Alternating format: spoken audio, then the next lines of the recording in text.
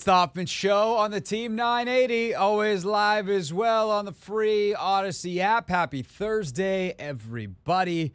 Commanders and Steelers just a few days away, and it suddenly is again the marquee matchup in the NFL. Commanders have played in a couple of these now, like 3 or 4 weeks, really. Baltimore, Chicago, now Pittsburgh. These have been the marquee matchups across the league, and we got another good one on our hands this weekend, Anthony. But that's not the only thing on the show's docket today.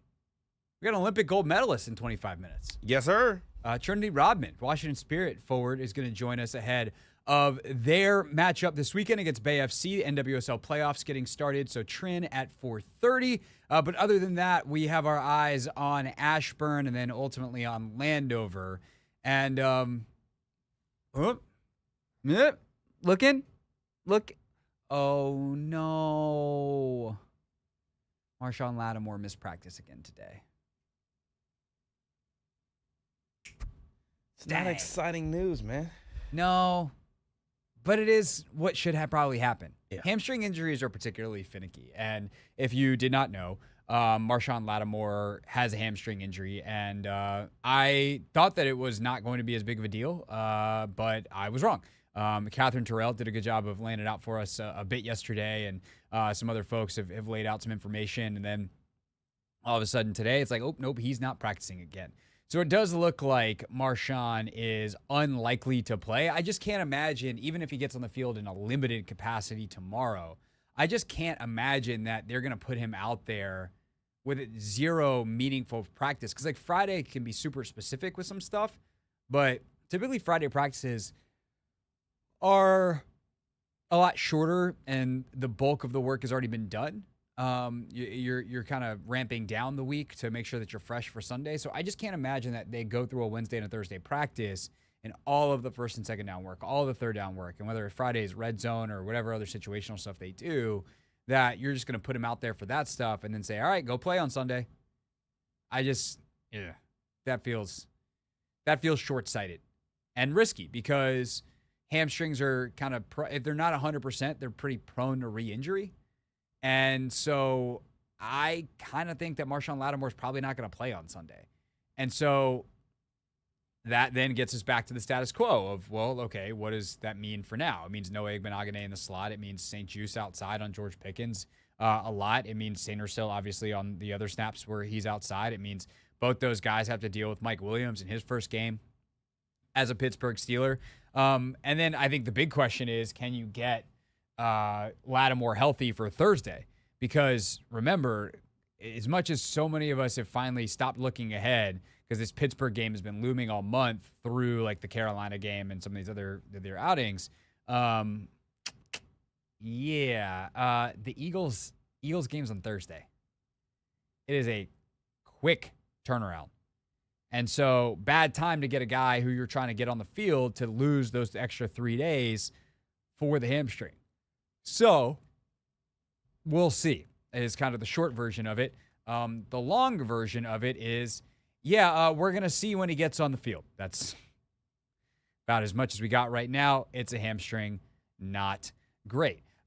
Joe Whitt Jr. Was at the podium today and was asked a couple of questions, obviously, about Marshon Lattimore and kind of the long term of it all. And first, like, what does Lattimore's impact have on the rest of the defense, starting with the pass rush? Well, let's not neglect what the guys that here have done. Okay, all right. I think the only thing that we haven't done is intercept the ball. Okay, I think we're fifth in pass defense. Those guys that have been covering, okay, and the sacks that we've had, yes, we've won some up time, but some of them are coverage sacks. So let's not act like Juice and Mikey and Noah and Chin and those guys haven't been playing solid ball. All right, they have. So one guy's not going to come and just change all that. He's added to what we're doing. He's not going to make us be what we're going to be. He's added to the group, and we're excited to have him. But I'm not going to sit here and discard the guys that we have that I'm happy that we have. All right, so let's not do that. I think that's a great answer from Joe Whitt. One, I think it buys you a lot of validation in the locker room, and that matters a lot more than making whatever fan is yelling, Benjamin St-Juste sucks in our YouTube comments, and there's a lot of you, if we're being honest. So the one, that's important. Two, I think it's true. Like, I appreciate Joe because I think he's truthful. I think he gets it. There's certain things he's going to say maybe a little bit more with his chest or a little more revealing than others. He's a smart guy, but at the same time, like, this is a defense that has continually grown and gotten better and better and better as the year has gone on, and that is something that is a credit to them. You know, we talked earlier in the year about how what guys were coming into the year is not going to be what they are coming out of it. And guys like St-Juste are definitely an example of that. While he still has more room to grow, he's better now than he was in week one. You have guys like Sanders still obviously have grown tremendously, especially considering how much time he spent inside in camp, and now he's playing outside. You know, Noah's been a good player. This is a former first-round pick who got let go by the team that took him in Miami. And, you know, in over a couple of years of working with the Dan Quinn system last year in Dallas and now with Joe and Dan here in D.C., like, he's become a solid nickel player. Like, he's not amazing, but he's a good football player. Quan has played his best football this year. Chin, you know, think about what he was week one, week two, where, yeah, he was put in some tough spots, but he also definitely missed some stuff. And now, like, that dude is playing lights out. Best game was his last one. So if you can continue to grow that, like, that's obviously really good. I think we've seen the pass rush continually get better. You know, Bobby and Frankie have kind of been consistent all year long. That's kind of who they are. But overall, this is a defense that has continued to grow and meld. That said, there's a reason they added Marshon Lattimore. So what's the trickle-down effect of bringing in someone who is as good as Marshon Lattimore? Oh, you know, how it affects other players. Like I tell you each week, we're going to play the guys that gives us the best chance to win. So I'm not worried about a trickle-down effect there. We put people in position each week. You know, let's say Marshon's not here. It would be the same way. So from that standpoint, the style that we want to play an aggressive style of ball, and that's what he is. And I just like the mentality that he plays with, what he brings to the room from a mindset of, I'm going to get after you. I'm going to get up and challenge you. If you beat me, all right, you're going to have to beat me again. He's never going to, you know, back off. That's what I really like, and I think that's what will add to that room where we do have some young players that haven't necessarily been in some of those hard battles. He's battle-tested against really good players. He is. He's played in playoff games. He just brings an institutional knowledge of the league to that room that was missing, even if Joe can say all he wants that he likes the guys there, and he does, but he said it at the end. This is a different caliber guy. This is a guy with different experiences than everyone else in that room, and that is invaluable as they move towards a place that they all want to get to, and that he, as in Marshon Lattimore, has been. Of course, the Commanders weren't the only team in this Steelers-Commanders matchup that made some moves this week. So that's right, the Steelers. There's only one other team. Got that? Cool, got it. So they're also coming off a bye week, which is a pretty big advantage. They can make some tweaks. They can do some stuff. They obviously had a chance to think about these moves before they made them and probably had a plan to implement some guys without having to worry about a game. So what's the week of planning like for Joe Whitt? Well, you know, and them coming off a bye, so they're going to be some unscouted looks because, you know, they did some self-scout stuff. And always when you come off a bye, you have some new wrinkles. He gives them somebody opposite 14, you know, that can go vertically up the field. And so now, boom, there's shots on both sides for Russell. And what does Russell do best? He throws the deep ball really, really well. He's done that for a long time. Just throw the ball outside the numbers, and now they can go 12 personnel and put guys outside, block it up, and give them shot opportunities on both sides where there's 50-50 balls, and that is a problem. It is, because that is kind of their offense. As we talked through it this morning on Take Command, Logan kind of gave his scouting report. That's out now, by the way, if you would like to check it out after this show, because you're going to keep listening to us right now. But his Logan talked about, he's like, look, man, their pass offense is a lot of these 50-50 balls. Their rush offense, they'll run it.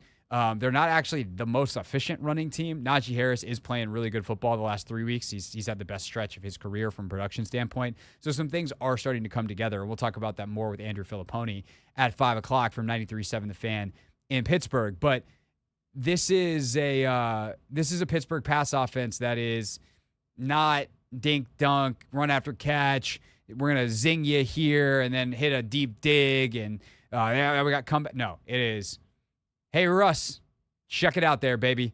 And if you can intercept a couple of those balls, like that is a game changer. But Pickens is fantastic, and Mike Williams is fantastic. And, St. Juice has gotten mossed a couple times, obviously, in his career in this season. He's been better this season overall, but we'll see. That is something where you got to be able to get pressure, and you can kind of deny one of those if you can send safety help over the top. It makes it a lot easier. Russ can't just put a bunch of air under it and throw it out there because the safety is going to come over and pick it off.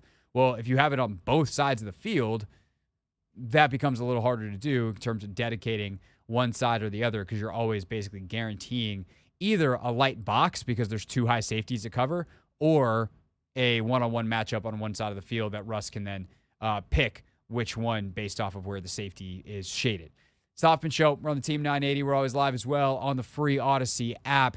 And when we get back, you'll hear from the other coordinator. Cliff Kingsbury also spoke today about whether or not TJ Watt is keeping him up at night and the other challenges presented by this top-ranked Steelers defense. That's next on the Team 980.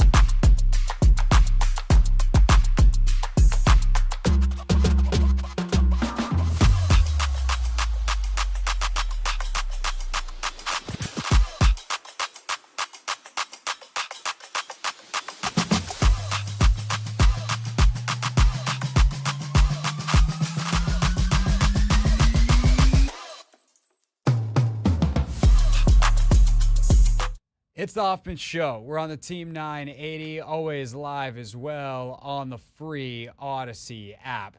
Coming up at 4:30, so just over 12 minutes from now, Olympic gold medalist Trinity Rodman. Of course, also forward for the Washington Spirit here in D.C. as they get ready to take on Bay FC in the NWSL playoffs that start this weekend. That is a 12:30 kickoff Sunday at Audi Field. Half hour later in Landover, the Commanders will kick off against the Steelers. And the Steelers pass rush is, what's the word I'm looking for, Anthony? If you could help me out here. I think it's 4 letters long.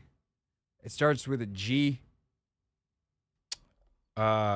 G-O-O-D? Yeah, what's that? How do you pronounce that? Good? Yeah. Okay. It's good. And it's good because of another 4-letter word. What? What? Yeah. It's not just him, though. Highsmith's got more than 4 letters, but he's real good. Their third guy is pretty good. Cam Hayward inside's pretty good.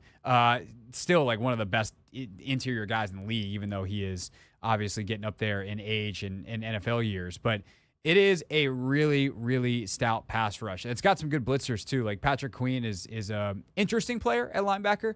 He's got his strengths, he's got his weaknesses, but getting downhill is certainly one of the strengths. And they're pretty good on the back end, too. It is a defense that's got a little bit of everything. The Joey Porter Jr.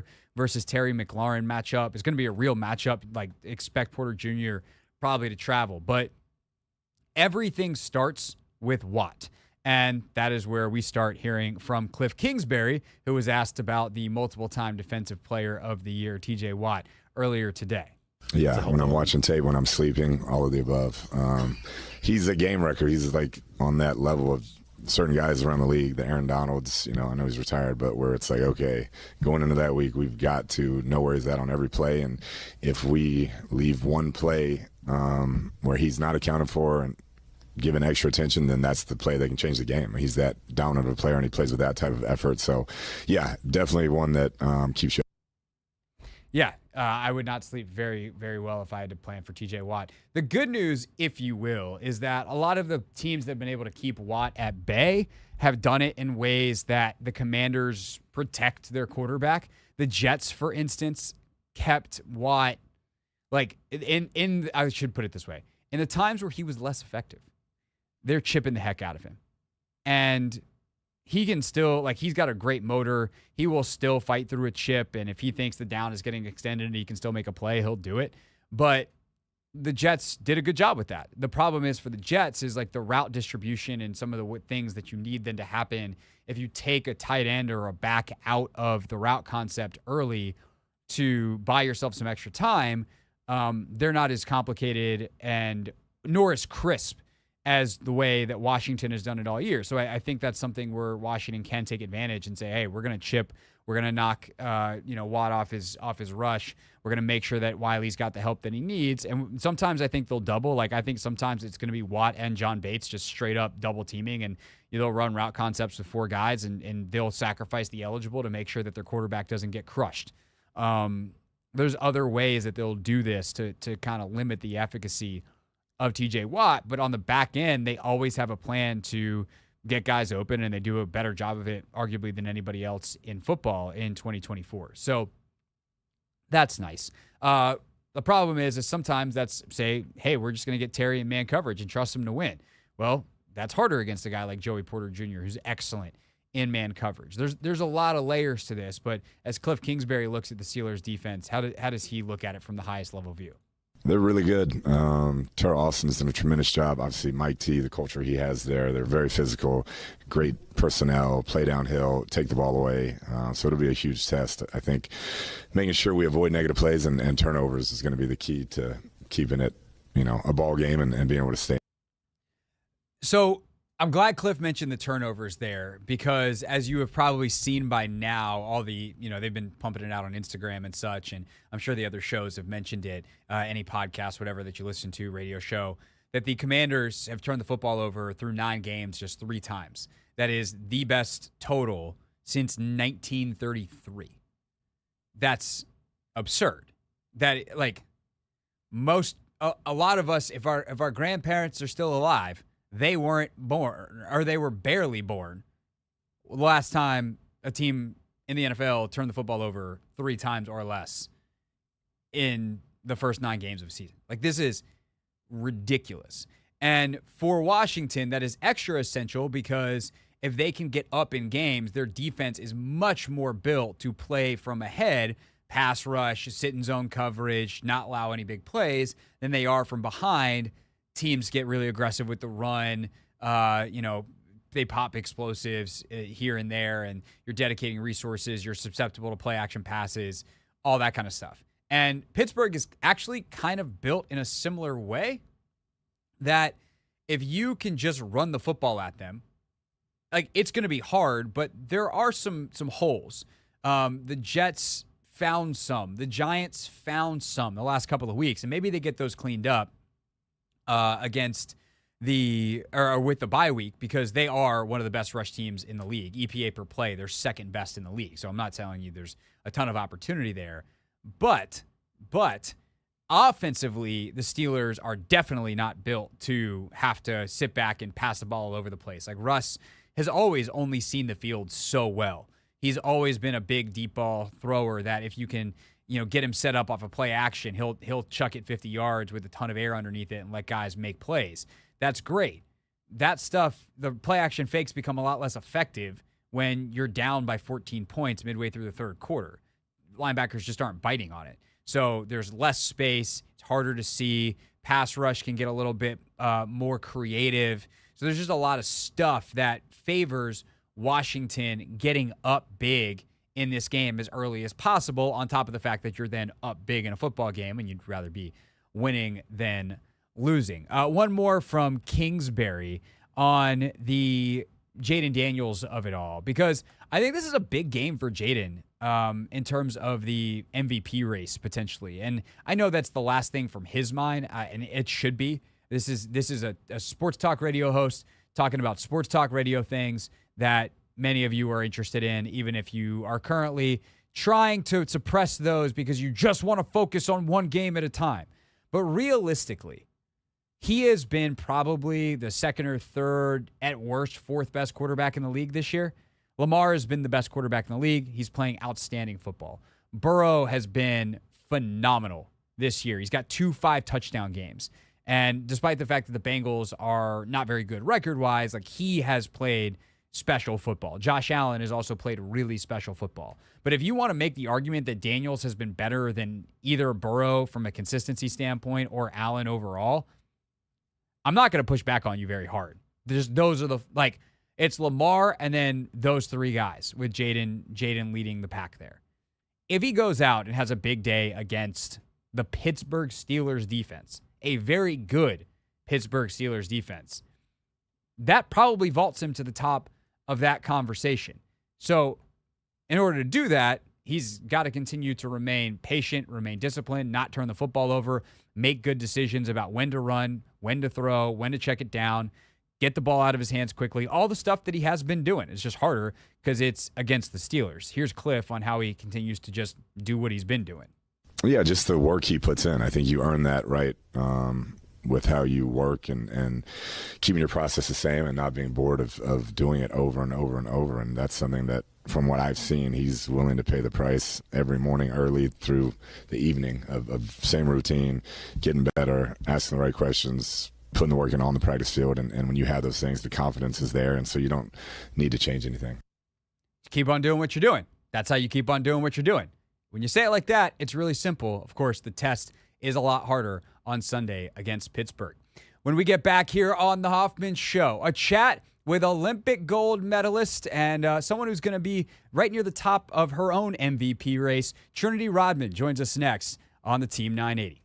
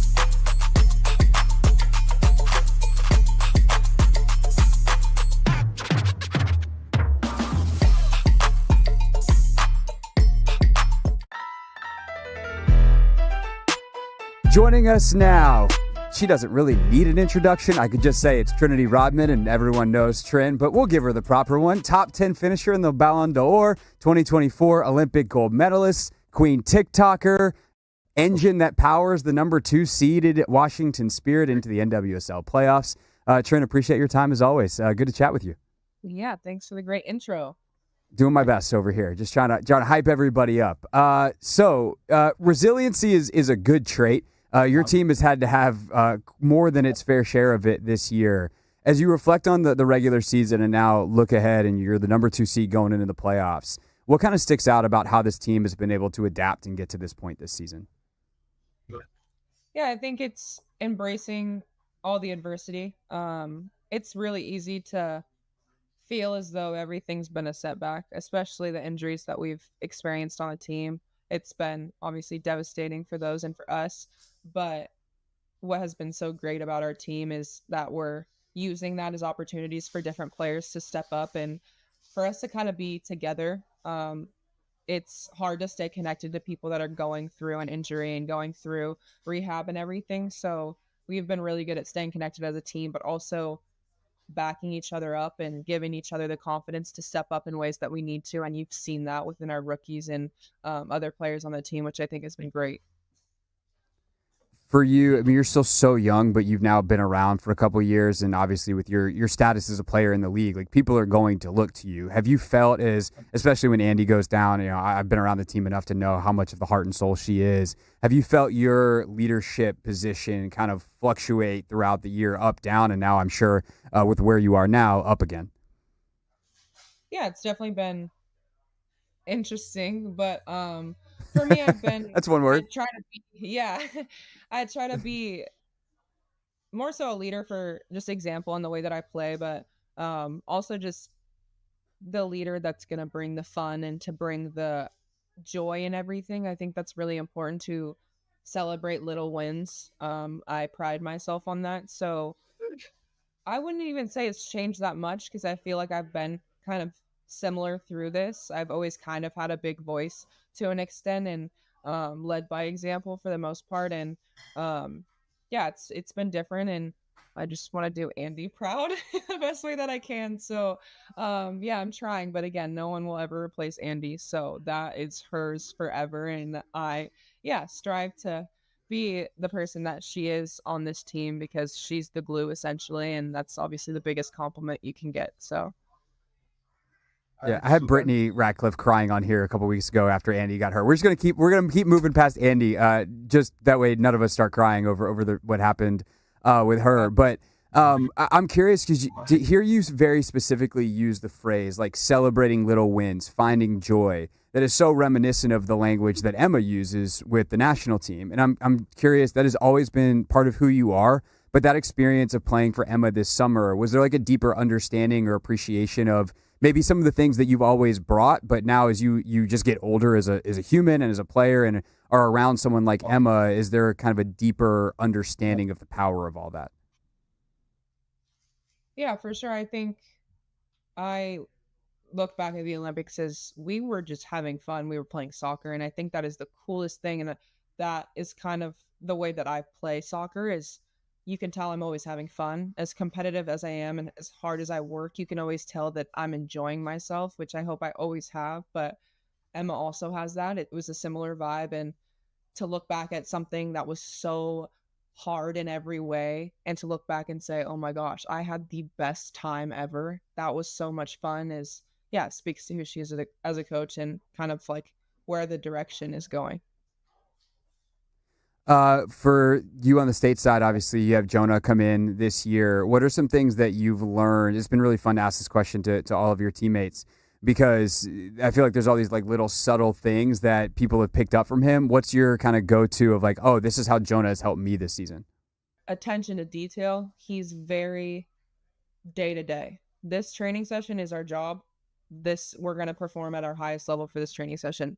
Not thinking about tomorrow, not thinking about the game. Like even today, we're not thinking about the quarterfinal. We're thinking about the training that happened today and how we can bring our best self. And I think that's been the biggest takeaway and the most important for our team is we're not psyching ourselves out about big games. We're not overthinking our role. It's just we're bringing our best self today. We're working, we're doing our job, we're finding ways to solve things, and we're messing up. Honestly, I think that's been a learning experience. Is we've had, in quotations, bad training sessions, but they've been the best training sessions in a way. So I think that's celebrating a little win of like, that wasn't great, but we know that we learned so much and that we know what to improve on.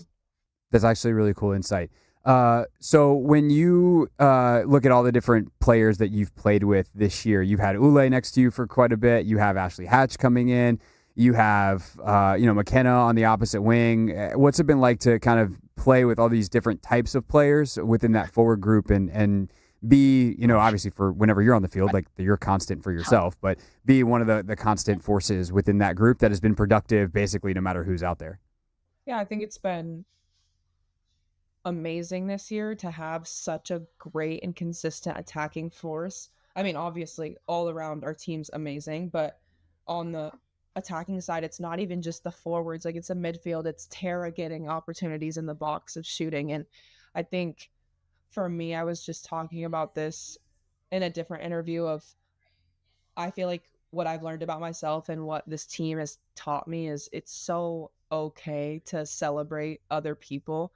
And I think, yeah, obviously I want to perform. I want to do well. I want to be the person that's scoring, but to see the growth that McKenna's had in a short amount of time, to see what Croy did this year, to see Courtney, Heather, like so many of these players step up in so many good ways and take it. Like, that's great. And I love where Spirit is going, because you're looking at every single player on this team like, who's going to score this game? Who's going to do something crazy? And I think that's amazing, and that's a achievement in itself, which I'm so happy to talk about. Yeah, it's been really fun as a fan to be at the games and as an observer of the game to watch it. And it is kind of funny to me, Trin, watching Hatchie reemerge in the back half of this season. It's like, oh yeah, she's Ashley Hatch, top 10 all-time goal scorer in the history of the league. What was it like to see her come back and just pick up where she left off, which is anytime she's on the field, she's scoring goals? Yeah, I think there's absolutely no surprise there at all. Obviously, the coach is deciding what he wants to do. He was deciding to play Ule, and now that Ule is injured, she's getting minutes back and she's getting those opportunities. I mean, yeah, it's almost like shocking for other people, but I'm like, what are we shocked about? Like, and I'm not saying that in a bad way at all, but she's such a talented, great, smart leader on this team, and I watch her in training and I'm just like, oh my gosh, she is so good. And it's been amazing to watch the way that she's handled it, because it's not an ideal situation for her, and as for any player, like, they want to play, they want to start, they want to get all these minutes. So to see the way that she's handled the situation and to see her performances incline still is admirable. I can't speak enough on her. She's great.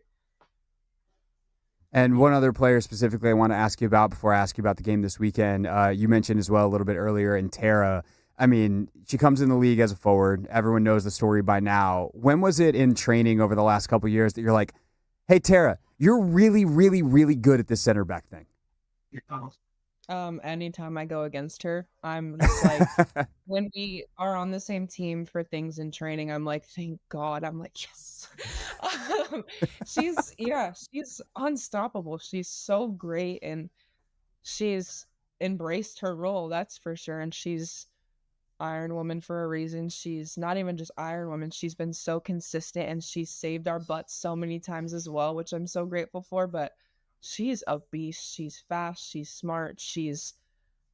Her distribution of passes, her timing on running with these fast forwards, like, everything is just so great. And obviously she has the attacking piece as well. Like, she's not afraid to be in the box to finish or to get in for set pieces. I think her growth has been insane, but she's also just a huge leader on our team as well, in a different way.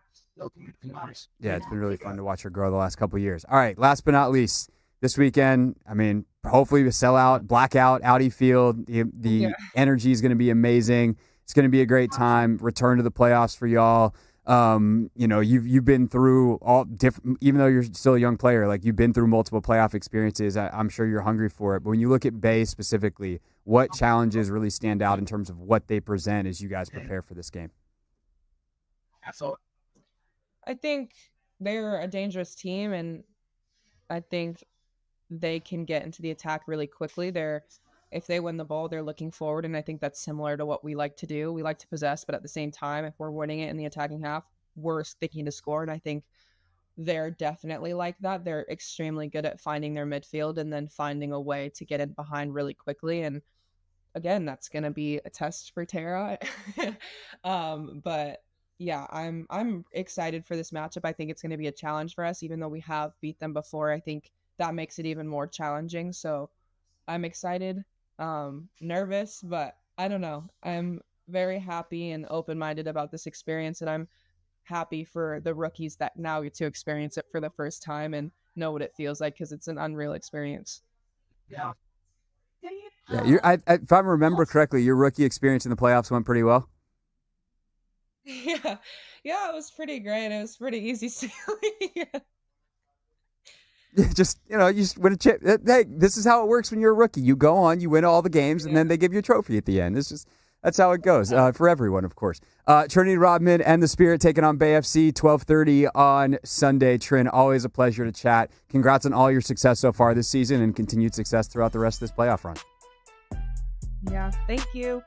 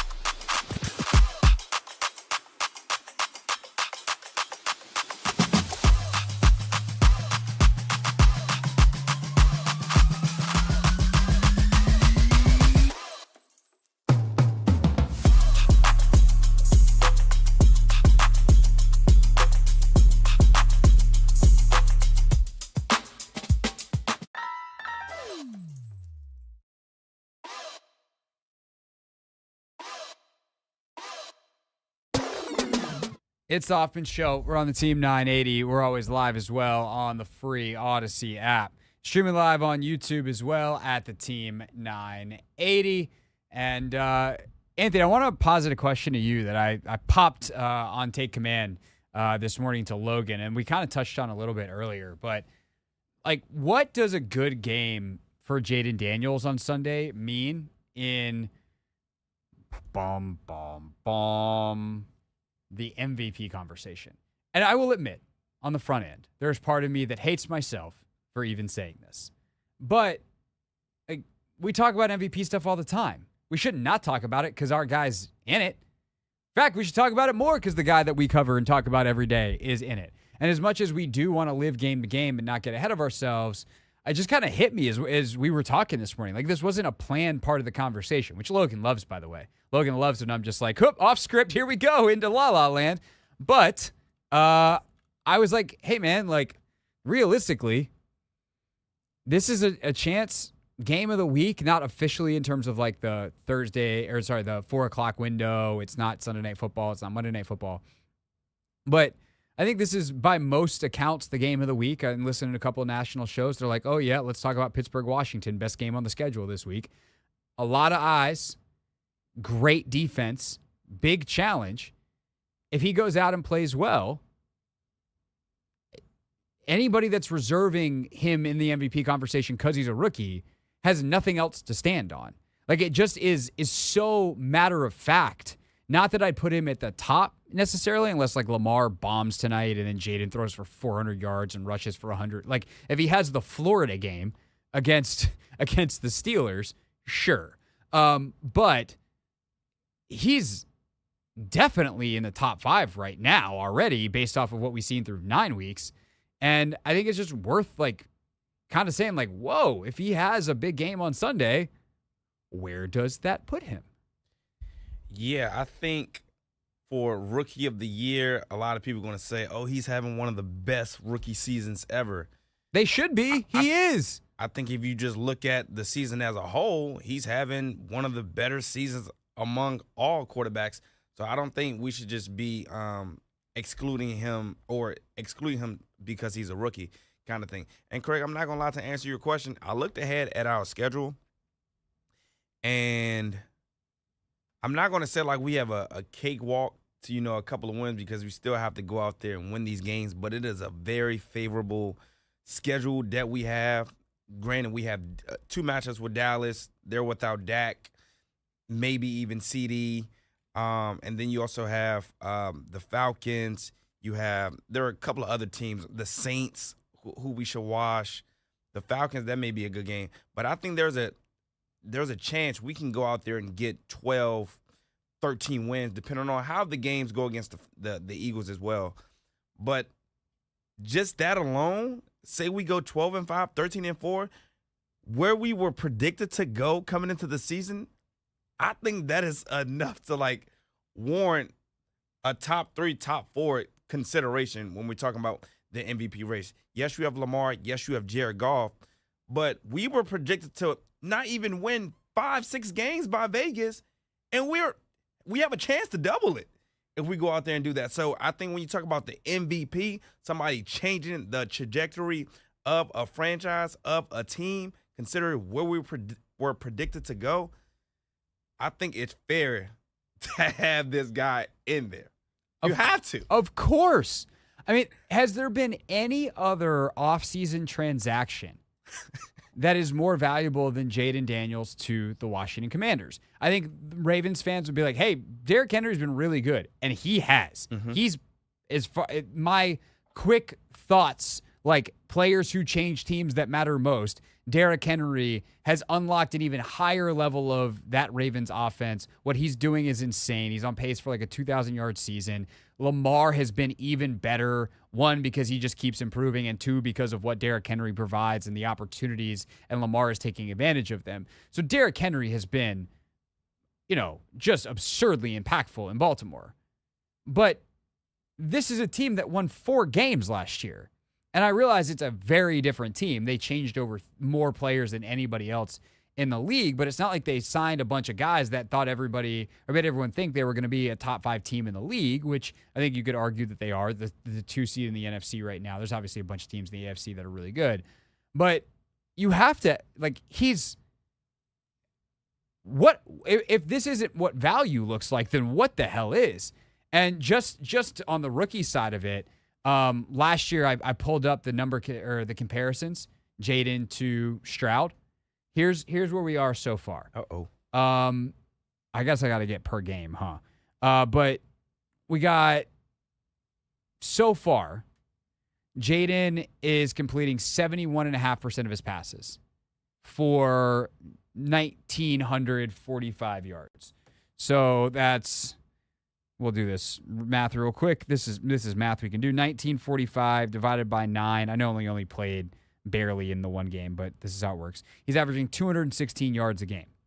Stroud went 41.08 in 15 games, which is 273. So Stroud per game better. Jaden obviously a little bit dragged down by the Carolina game where he played one series, but them's the breaks. That's how it works. Jaden has only thrown 2 picks. Stroud only threw 5. The TD percentage, Stroud's a little bit higher. Interception percentage, Jaden a little bit lower. Jaden's rating is higher. He's on pace to take fewer sacks, although it's not a huge difference. The sack percentage is a little bit lower. Jaden, both a higher yards per attempt and air yards per attempt. Also, let's see. What is that? That is the adjusted net yards per pass attempt. Jaden is higher. He's obviously got a higher completion percentage, so Stroud's got a little bit higher yards per completion. That doesn't account for the rushing stats, where Jaden already has more than doubled, nearly quadrupled CJ Stroud's output. I guess probably close to tripled. He's 459 already and 4 touchdowns, picked up 29 first downs. These are raw stats. Yeah. Stroud last year, period, 167 yards, 3 touchdowns, 17 first downs in 15 games. Jaden in 9 has 459 yards, 4 TDs, 29 first downs picked up on the ground. I think that's pretty good. It's a bad man. I think that is really good. Just some other fun ones. Bad throws, poor throws, the way they do it based off accuracy, the on-target, whatever. Daniels, more accurate. He's thrown 32 so far this year. Stroud had 95. And again, we're a little bit more than halfway through, so double the number, and you're still 2/3. Bad throw percentage. There you go. It's 19.9% for Stroud. So 1 of every 5 throws, only 14.5% for Daniels. His on target percentage obviously higher as well. All the rushing stuff, yards per scramble. Yeah, he's on pace to have a better rookie year than Stroud, which how many times did I tell callers in this offseason, hey, do not count on Jaden Daniels coming in and being CJ Stroud or better, because Stroud had arguably the best rookie season any quarterback has ever had. It's him, Andrew Luck. Obviously, RG3 was really good that year as well. He actually won the rookie of the year. Passing-wise, Luck was, I think, over 4,000. Cam had over 4,000 his rookie year. But, it is a very, very, very small list. And Daniels is about to be better than all of them. Were any of them in the MVP contest? Not that I can remember. I mean, RG obviously got Washington into the playoffs. Yeah. Indy, I'd have to look. We're up against the clock. I'd have to look. Luck, because Indy was typically pretty good as long as Luck was healthy. Yep. So maybe Luck was, but certainly none of them have won it. No. And a rookie quarterback's never made the Super Bowl. But hey, let's break some records. Why? There's got to be a first always. Somebody's got to do it. I wouldn't mind. I'm just saying. Again, do I think, was that going to be my prediction? No. Would it be fun? Oh, yeah. Oh, yeah. Andrew Filliponi covers the Steelers for 93.7 The Fan. He also has an eye on the NFL nationally as he does First in Pod with Patrick Peterson. We talked to Pat P yesterday, but we got Andrew on with us today. Definitely always great to chat with him and excited to welcome here to the Hoffman Show next.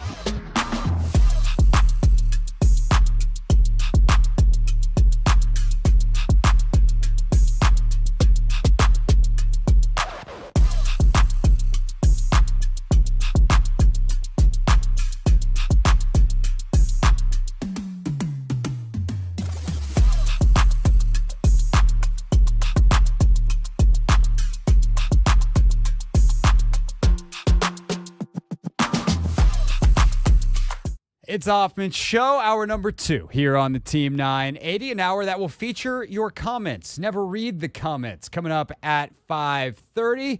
And then coming up at 6 o'clock, top storylines of the day from Command Land. You'll hear from Whitt Jr. and Cliff Kingsbury. Right now, though, it is time for Not My Beat. Today's top story from the perspective of someone who's there. You are looking live. This just in. Not My Beat. Joining us today, Andrew Filliponi. First and Pod is his national podcast, so he definitely has an eye on the Commanders always, because he has an eye on every team. They do every team, every game, every week. But his day job, if you will, is to host Afternoon Drive in Pittsburgh on 93.7 The Fan, our great Odyssey station there. Pony, appreciate your time, man. Welcome to the show. Yeah, Craig, did not anticipate when the schedule came out that this was going to be a marquee game, but here we are, 6-2, 7-2, both coaches in the Coach of the Year conversation for sure. So that's another subplot to this game. And Mike Tomlin's incredible record against rookie quarterbacks on the line here as well on Sunday. Yeah, Jaden Daniels certainly no ordinary rookie, so we'll see how that goes. We'll get into all aspects of this game, but I'm just curious, as someone who does watch every single team, every game, every weekend, when did you shift from like, oh, the Commanders are a nice story, this is fun, to like, oh, this is a real serious good football team? So it definitely took a few weeks when they beat the Giants, but the kicker got hurt for New York at the beginning of the game, and they only settled for field goals and won. I still probably was pretty skeptical about their long-term chances, and I'm trying to think of the game that would have made me say, you know what, I've got to just throw caution to the wind here and say that this guy's in the Andrew Luck, Robert Griffin, Ben Roethlisberger, C.J. Stroud, Dan Marino group of quarterbacks. And that was probably like around week 4, week 5. I mean, when the dude's completing 80% of his passes and you watch the games and they're not just straight dink and dunk plays. You know, I'll tell you actually the moment. There was that play, and you can remember the game, where he came to the sideline with Kingsbury and he's like, let me throw it deep here. The Cincinnati game on Monday night where he had McLaurin. There it is. The Cincinnati Monday night game. And even though the Bengals have lost a lot of games at home, it's still winning a shootout against Joe Burrow. So I think that's probably where it clicked for me, Craig.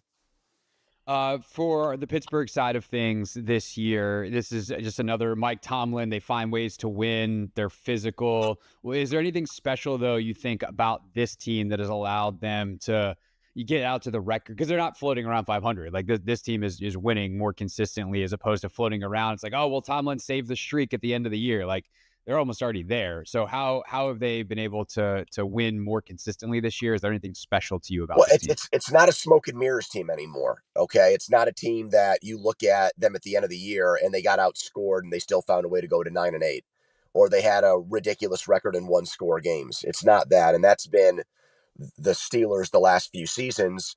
That's why they've made the playoffs and they've been dead man walking in the postseason, because they were an average football team at best. Now they're way more than that. I thought Justin Fields gave them better quarterback play than they got most of the last couple of years because of his running dimension, but it's actually been elevated to an even higher level since Russell Wilson's gone in. He's been outstanding. They've averaged over 30 points a game with him in there.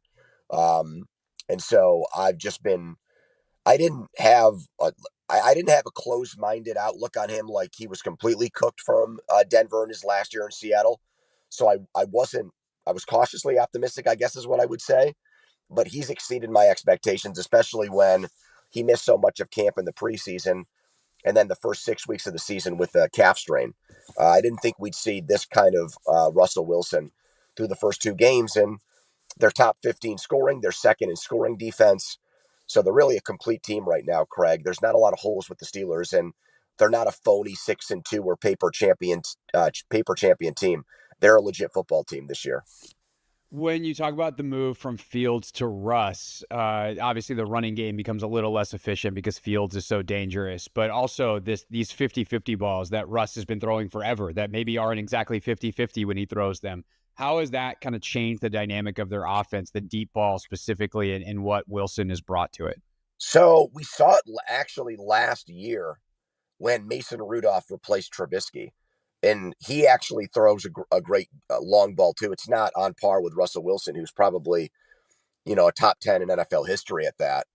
But we saw when he went in for Trubisky late in the year, it did unlock or untap something in their offense. They scored more than 30 points against the Bengals.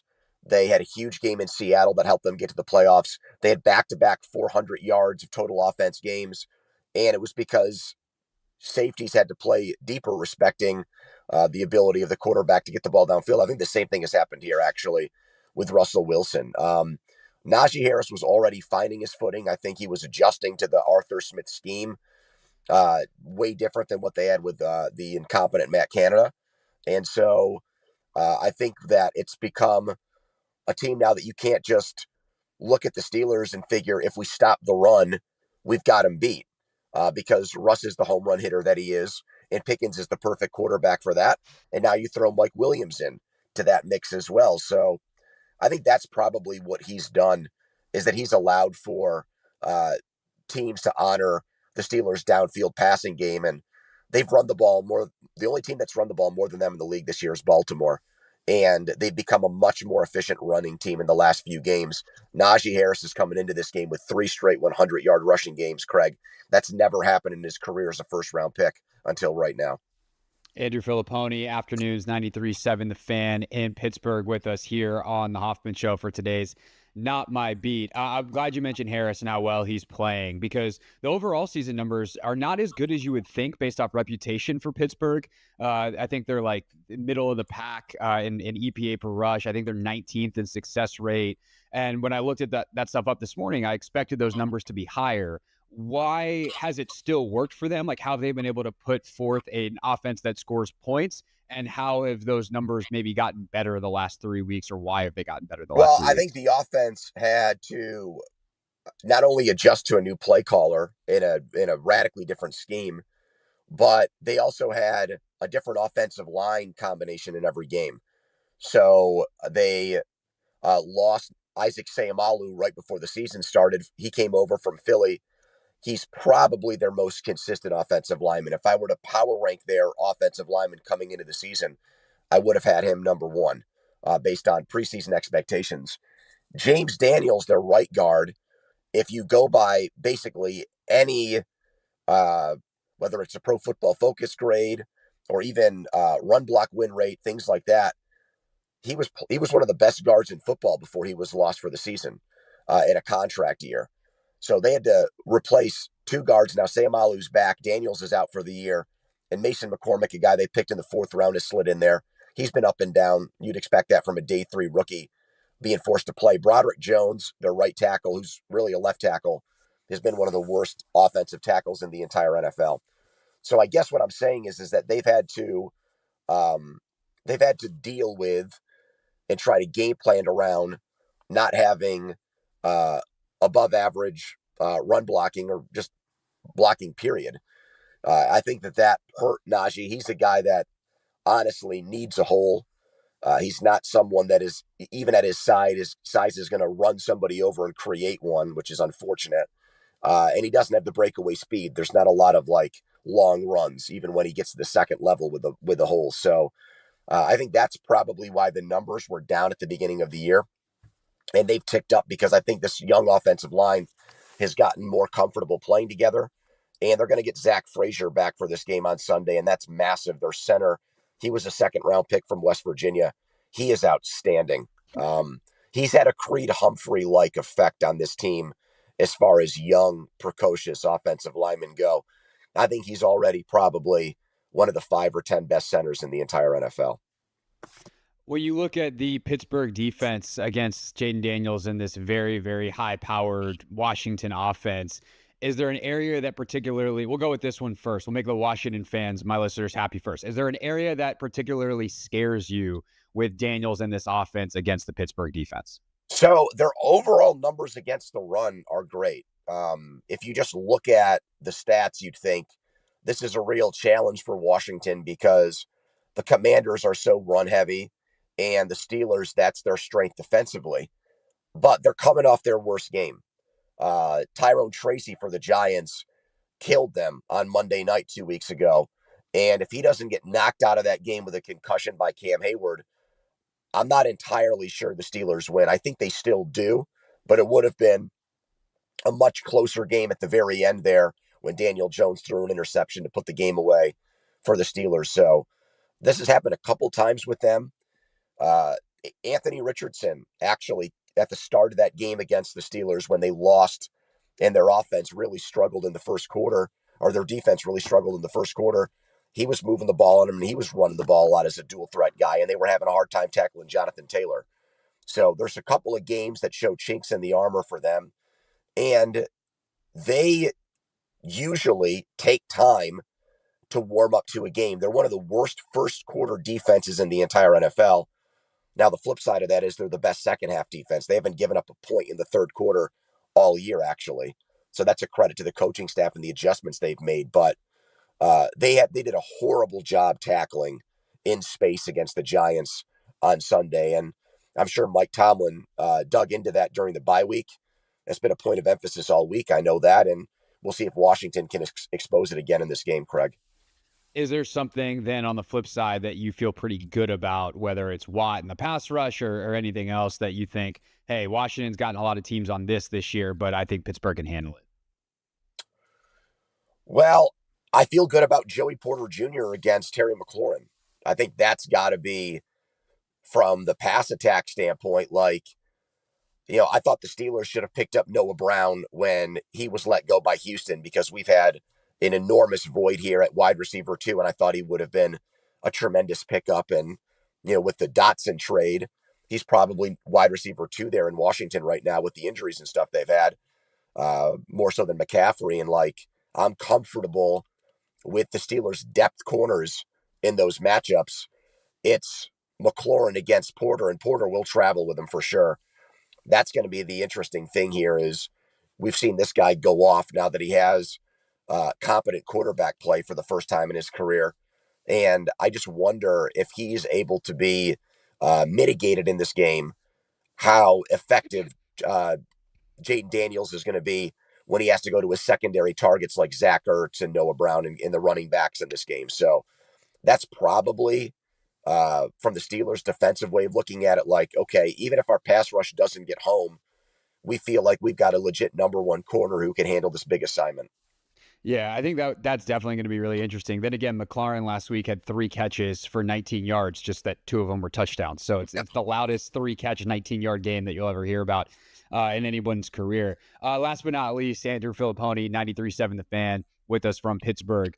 You mentioned Tomlin's record against rookie quarterbacks. Why have they been so successful, and do you think that can translate to Daniels, who is unlike any rookie we have ever seen through 10 games of this NFL, or 10 weeks of this NFL season? So I want to say that early in his tenure, I give more of the credit to, they had a defensive coordinator, Dick LeBeau, who is widely recognized as one of the greatest in NFL history. Yeah. And the godfather of the zone blitz scheme. And I just think that unique way of having a inside linebacker come through up the middle, dropping an outside linebacker in coverage, having 3 linebackers blitz, having a defensive end drop in coverage. I mean, they would just show very exotic things. And even though, you'd see it on tape maybe, I think when you got into the games, it was just overwhelming for quarterbacks, and it was a lot for them. And that's why I think Tomlin was able to pad his record against rookie quarterbacks so early in his career. So I'll start there. And they can just get pressure with 4 consistently. And I think that's hard on teams when you can trust TJ Watt and Alex Highsmith and Cam Hayward to get there. You can designate a lot of guys to make sure that there's a double team and that guys are covered, and you're leaving yourself vulnerable to plays where guys can get the ball out quick and there's an open receiver because you're losing the numbers game. So that's probably the answer right now. And I will say last year they did lose to CJ Stroud, and they got boat raced in that game. So that would be hope for the Commanders here, is that this impeccable record, which is 25-6, the most wins against rookie quarterbacks ever by a head coach. At least last year, they lost to Dorian Thompson-Robinson, and they lost to C.J. Stroud. So lately, Tomlin hasn't been as perfect against these young quarterbacks. Andrew Filliponi, 93.7 The Fan in Pittsburgh. You can listen to his show, of course, on the free Odyssey app, and check out First and Pod Mondays and Fridays with Patrick Peterson, who, of course, joined us yesterday. It was great to have Pat P on. Pony, always great to chat, my friend. Really appreciate your time. Thank you. You bet, Craig. Thank you. Hey, this is DA, and you're listening to The Hoffman Show on the Team 980 and the Odyssey app.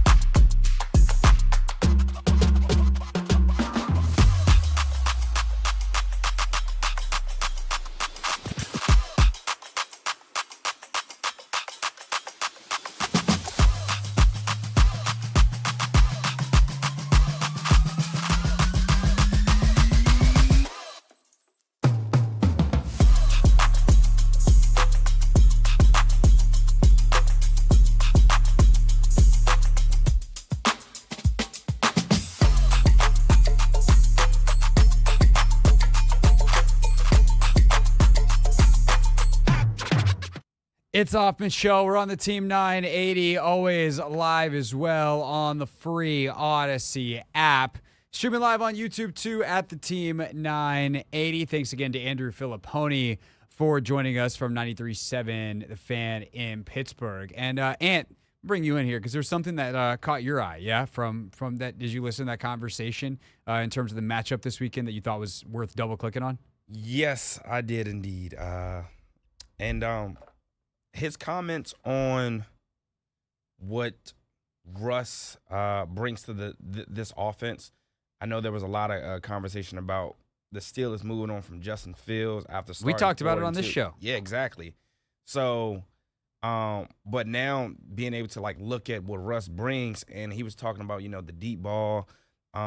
Just in case folks missed it, in case you're just tuning in, Andrew Filliponi, 93.7 The Fan in Pittsburgh, just joined us, one of the best sports talkers in the whole country. And this is what exactly actually the bite that Anthony's talking about.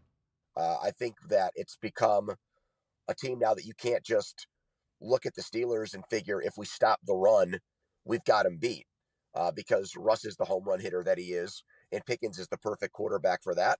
And now you throw Mike Williams in to that mix as well. So I think that's probably what he's done, is that he's allowed for teams to honor the Steelers' downfield passing game. And they've run the ball more. The only team that's run the ball more than them in the league this year is Baltimore.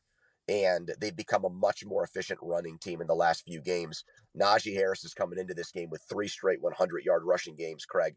That's never happened in his career as a first-round pick until right now. So that deep ball element, and the results don't lie, they've scored 30 in 2 of their last 3. Like, it clearly is a big deal, and I think that's a huge deal if Lattimore's not playing, which it looks like he's not, because he hasn't practiced yet since he got to D.C. And so now all of a sudden you're talking about Benjamin St. Juste playing these 50-50 balls with George Pickens, or a smaller Mike Sainristil playing these 50-50 balls with George Pickens, and I think you have to ask, are those actually 50-50? It's a great question because, again, Pickens, we've seen the extraordinary catches that he's had. Like, dude, his special catch on Madden is probably at a 99 just because of, how good he is at tracking the ball. But, yeah, I think this is a chance for our corners to sort of kind of be susceptible to DPIs just because of how small Seymour still is and how handsy Benjamin St. Juste can be. So that's something that I'll be watching necessarily, just because you have a Mike Williams and you also have George Pickens, who are big receivers. Yeah, it's so interesting because I think you can't freak out if you give up 1 or 2. Yeah. Like, they're going to take a ton of shots. That's how this offense operates. The thing is, they're so inefficient otherwise. Like, this is not – watching the tape of them is not what you think for an offense that's scoring 30. Like, what the Commanders look like down in, down out, what the Ravens look like, what the Bengals look like those are offenses where you're like, oh, yeah, that's good. That's beautiful. That's good NFL offense. It's schemed up well. Guys are open. Quarterbacks making plays, the easy ones and the hard ones. No. Steelers are like, dang it, we're in 3rd and 10 again. Let's run a mesh concept, and then on the outside of that mesh concept, we're going to send Pickens deep. Sick. We got the coverage we want. Russ. Pew! Like, literally, the 2 deep balls that I watched on film from the Jets game against the Steelers, they're both 3rd down and long. They run like a mesh concept, so receivers coming from either side, crossing in the middle of the field. And on one, they just ISO'd Pickens on the outside, and everyone else is focused on what's inside. It's one-on-one on the outside. Cool. Easy way to do it. No window dressing at all. The second one, it's like, oh, look, we put a sign in the window. It's just they ran him out of the slot, and it was a slightly different alignment, but it's the same exact play on the other side of the field. Now they can do that with Mike Williams. Mike Evans was playing. Marshon Lattimore would definitely be like, my hamstring's fine. I got someone to fight. Yeah. Mike Williams with the Steelers now, like they've got more options to do that, and they've got some speed underneath. It's like that offense does nothing else, but also the rushing numbers are not as good as you would think. And that's what makes this also interesting. Pony, you just heard, said Najee Harris, first time ever having 3 straight 100-yard games. They're like 19th in the NFL in success rate. And sometimes that's like, okay, our hit rate isn't very high, but it's kind of like a home run hitter in baseball. When they make contact, they're big. They don't generate a ton of explosive plays. Najee Harris is not a home run hitter. So it's kind of funky how they've been doing this. And I think part of it, too, though, is they just wear you down. And then defensively, they've also scored, and special teams, they've scored. So you have to be on alert in all 3 phases. But this offense is one that should not give the Commanders the types of problems that you would expect just based off the point totals that Pittsburgh's put up in recent weeks. But obviously, where Washington thrives is being in a positive game flow, getting up early. And unless they can continue their first quarter trend against a very good Pittsburgh defense, that's probably not going to happen. But the Steelers, as Pony said, they've actually been not great in the first quarter. They also haven't given them a point in the third quarter all year. So do your damage while you can, and then go on from there.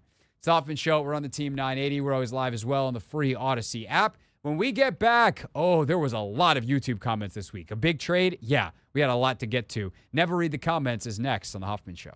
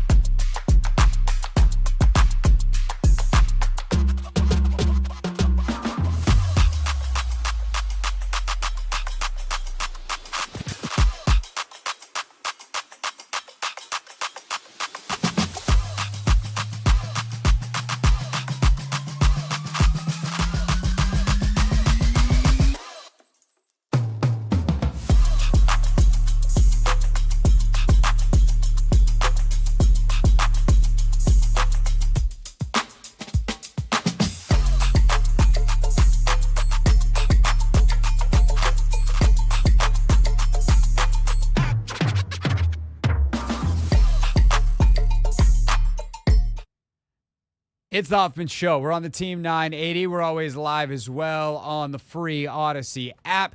Streaming live on YouTube at the Team 980. And that becomes particularly important about this time every week because we don't only just stream live on YouTube. We put all the segments up, or a lot of them, up on demand, and then people leave comments. And, well, we think it's our duty to engage with those folks who've taken the time to engage with our radio show, even if they're watching it as a YouTube video. The point is we do this. We tried to warn them. They didn't listen. Yeah! Every week, the Hoffman Show goes into the belly of the beast. We read those comments, baby. Never read the comments. All right, let's dive into it. You can watch the show on demand at Craig Hoffman on YouTube or at the Team 980. And we always start this segment with a little amuse-bouche, something to just get the palate going. And this was really funny, actually, Anthony. On last week's edition of Never Read the Comments, someone listened to all of the silly things that were said during that segment. And let's see, let's get the screen name right here. Mo Musavi 1533 says, "Hey guys, let's just hit the like button when we are watching the show." Wow. That's really funny. No, leave comments. Leave comments too. Some of y'all would sound smarter if you just hit the like button, but, then this segment doesn't go anywhere. So that's not true. We put good comments in this one too. I also, just a feel good to get us started here. And by the way, stay tuned for a whopper of a cool comment at the end. Like, one of the coolest things that's happened in my career was a comment that I got on a video that I'm going to share with you guys at the end of this segment. But Anthony Etheridge 415 commented on our chat with Clinton Yates last week about how the fan base and the younger fan base is really starting to emerge. And, we all know what can happen generationally because of a guy like Jaden Daniels and what he has brought, the joy and the pride of like, yeah, I want to be a fan of the good team. And all of a sudden the good team isn't just the one wearing purple, especially for Maryland kids who are in between DC and Baltimore, but the burgundy and gold too. And Anthony Etheridge, not Anthony Haney, said, "I'm a bus driver in PG County, and I can honestly say that I've never seen so many kids walking around with Commanders gear on. I think the future of the fan base is good." That's cool, man. Like, one, thanks for watching, Anthony. I hope you're watching at home, not while you're driving the bus. Maybe if you're waiting on some kids with eyes on the road, of course. But sharing that perspective I thought was really cool, and I appreciated that. Nah, it really is in full effect. Well, for those that don't know, Anthony Haney works at Georgetown Prep, and you also work at a middle school. Yes, my so, how much more burgundy and gold are you seeing this year compared to previous years? Oh, I'm seeing a ton, and I see kids come out to camp. I see every time I come into the building, kids are throwing up the left hand. They already know what I stand for. Left hand up, baby. They played that. Oh, they put Bobby Wagner on the Jumbotron at the Wizards game the other night. They obviously put Jaden up, and then everyone saw that. That was cool because they played the Hail Mary. And then Jaden got like a standing ovation. Did you not see that? So I saw the standing ovation. They played what was on the They played the Hail though. Mary on the Jumbotron, and then showed Jaden, and Jaden was like giving the princess wave, if you will. Yeah, the king. He's the king. And then they put Bobby up in like 2 timeouts or whatever later, and they were playing left hand up. So that was a good time. As for the team itself, what do you think dominated the comments this week? Thoughts on Marshon Lattimore and the trade that hopefully we'll see Lattimore a week from tonight against the Eagles. Doesn't look like we're going to see him this weekend against the Steelers, but is it short term or is this long term? That was one of the things. And I got to say, I probably should have been a little more open-minded earlier in the week with how I talked about his contract. I had the facts of the case right, but the analysis is probably needed some massaging. This is what happens when things happen quickly. You're doing live shows. You don't necessarily always say the exact right thing, but that's why I wanted to make sure that I cleared this up, not once and for all, because there's people that aren't going to see this and they'll still say that I said the wrong thing, and that's live radio, baby. But Beckler Boy 1 says Peters doesn't see him as a rental. He sees him as a game changer who will be paid market value for the next 2 years. Here's the thing. Marshon's contract is not going to stay the way it is right now because the Commanders could move on after the year because there is no guaranteed money, which is why Lattimore is not going to want that. He doesn't want to be playing on consecutive, essentially, team options. His agent's going to be like, can we get some guarantees here? And that can also be converted into bonus money, and the cash flow of that is different on the player side of it. And it's actually beneficial to both sides because if they agree to a deal that has some level of guaranteed money, at least for next year, so that, like, if something were to happen to him in training camp, they can't just be like, well, never mind, depending on when that money might become guaranteed. But I think it's not guaranteed at all. It's not like becomes guaranteed on the third day of the league year. Like, he gets a roster bonus, but it is truly a non-guaranteed deal at this point because the Saints already restructured it once. So what they would do then is move some of that to bonus money. That is obviously, hey, signing bonus, restructure bonus, whatever you want to word it. You get that money immediately. Good cash flow. That's guaranteed. We're going to guarantee X amount of this year and maybe even X amount of the year after, and we're going to add a year to the contract as well that is not guaranteed. Then, now we're dealing with a 2 or 3 year deal instead of a 2-year deal. That spreads out some of the cap hits. And by the way, even if it brings some of the base numbers down or pushes a higher non-guaranteed base into year 3, however they do it, they can manipulate the cap to bring the cap number down, get some guaranteed money that Lattimore doesn't currently have, even if it were to technically bring the ceiling or not change the ceiling of what is on his current deal. And because the Commanders are in control, because Lattimore has no guaranteed money here, and it's not like he can say, well, if I don't like it, I'll walk. Okay, well, we'll just keep you at your current number and no guaranteed money, and that's pretty good in terms of the market value for us because he's going to be making below top corner money, which is what they hope to get in terms of a play out of him. So that's kind of where the contract is. I know that's a little wishy-washy, but it's because it's going to depend on what happens here. But it is something that the Commanders control. He's not a rental, pure rental. He could be, but unlikely. And it is going to be something that they address probably in the offseason, relatively early, like January, probably February combine is when a lot of that stuff gets done. As for the deal itself, JDC Cartier PV4RR. Look, I said it. Some of y'all got to get more concise screen names. Why do you need all those letters? Just JDC Cartier. Cool. Cartier. It's sleek. That's the point. I'll be honest for a sec. This was probably one of the fairest trades I've seen in a while in which both teams won. I think that goes a long way for future trades with other teams knowing we aren't trying to fleece, but the Eagles-Dotson trade was on them. Yeah, look, at the time, the Eagles were getting a guy who was a first-round pick 2 years ago who still has 2 years remaining on his rookie contract. That is a very valuable piece in theory. It's kind of why I'm surprised Emmanuel Forbes didn't get traded. He's got 3 years left on his rookie deal, plus a potential 5th-year option, as Dotson has as well.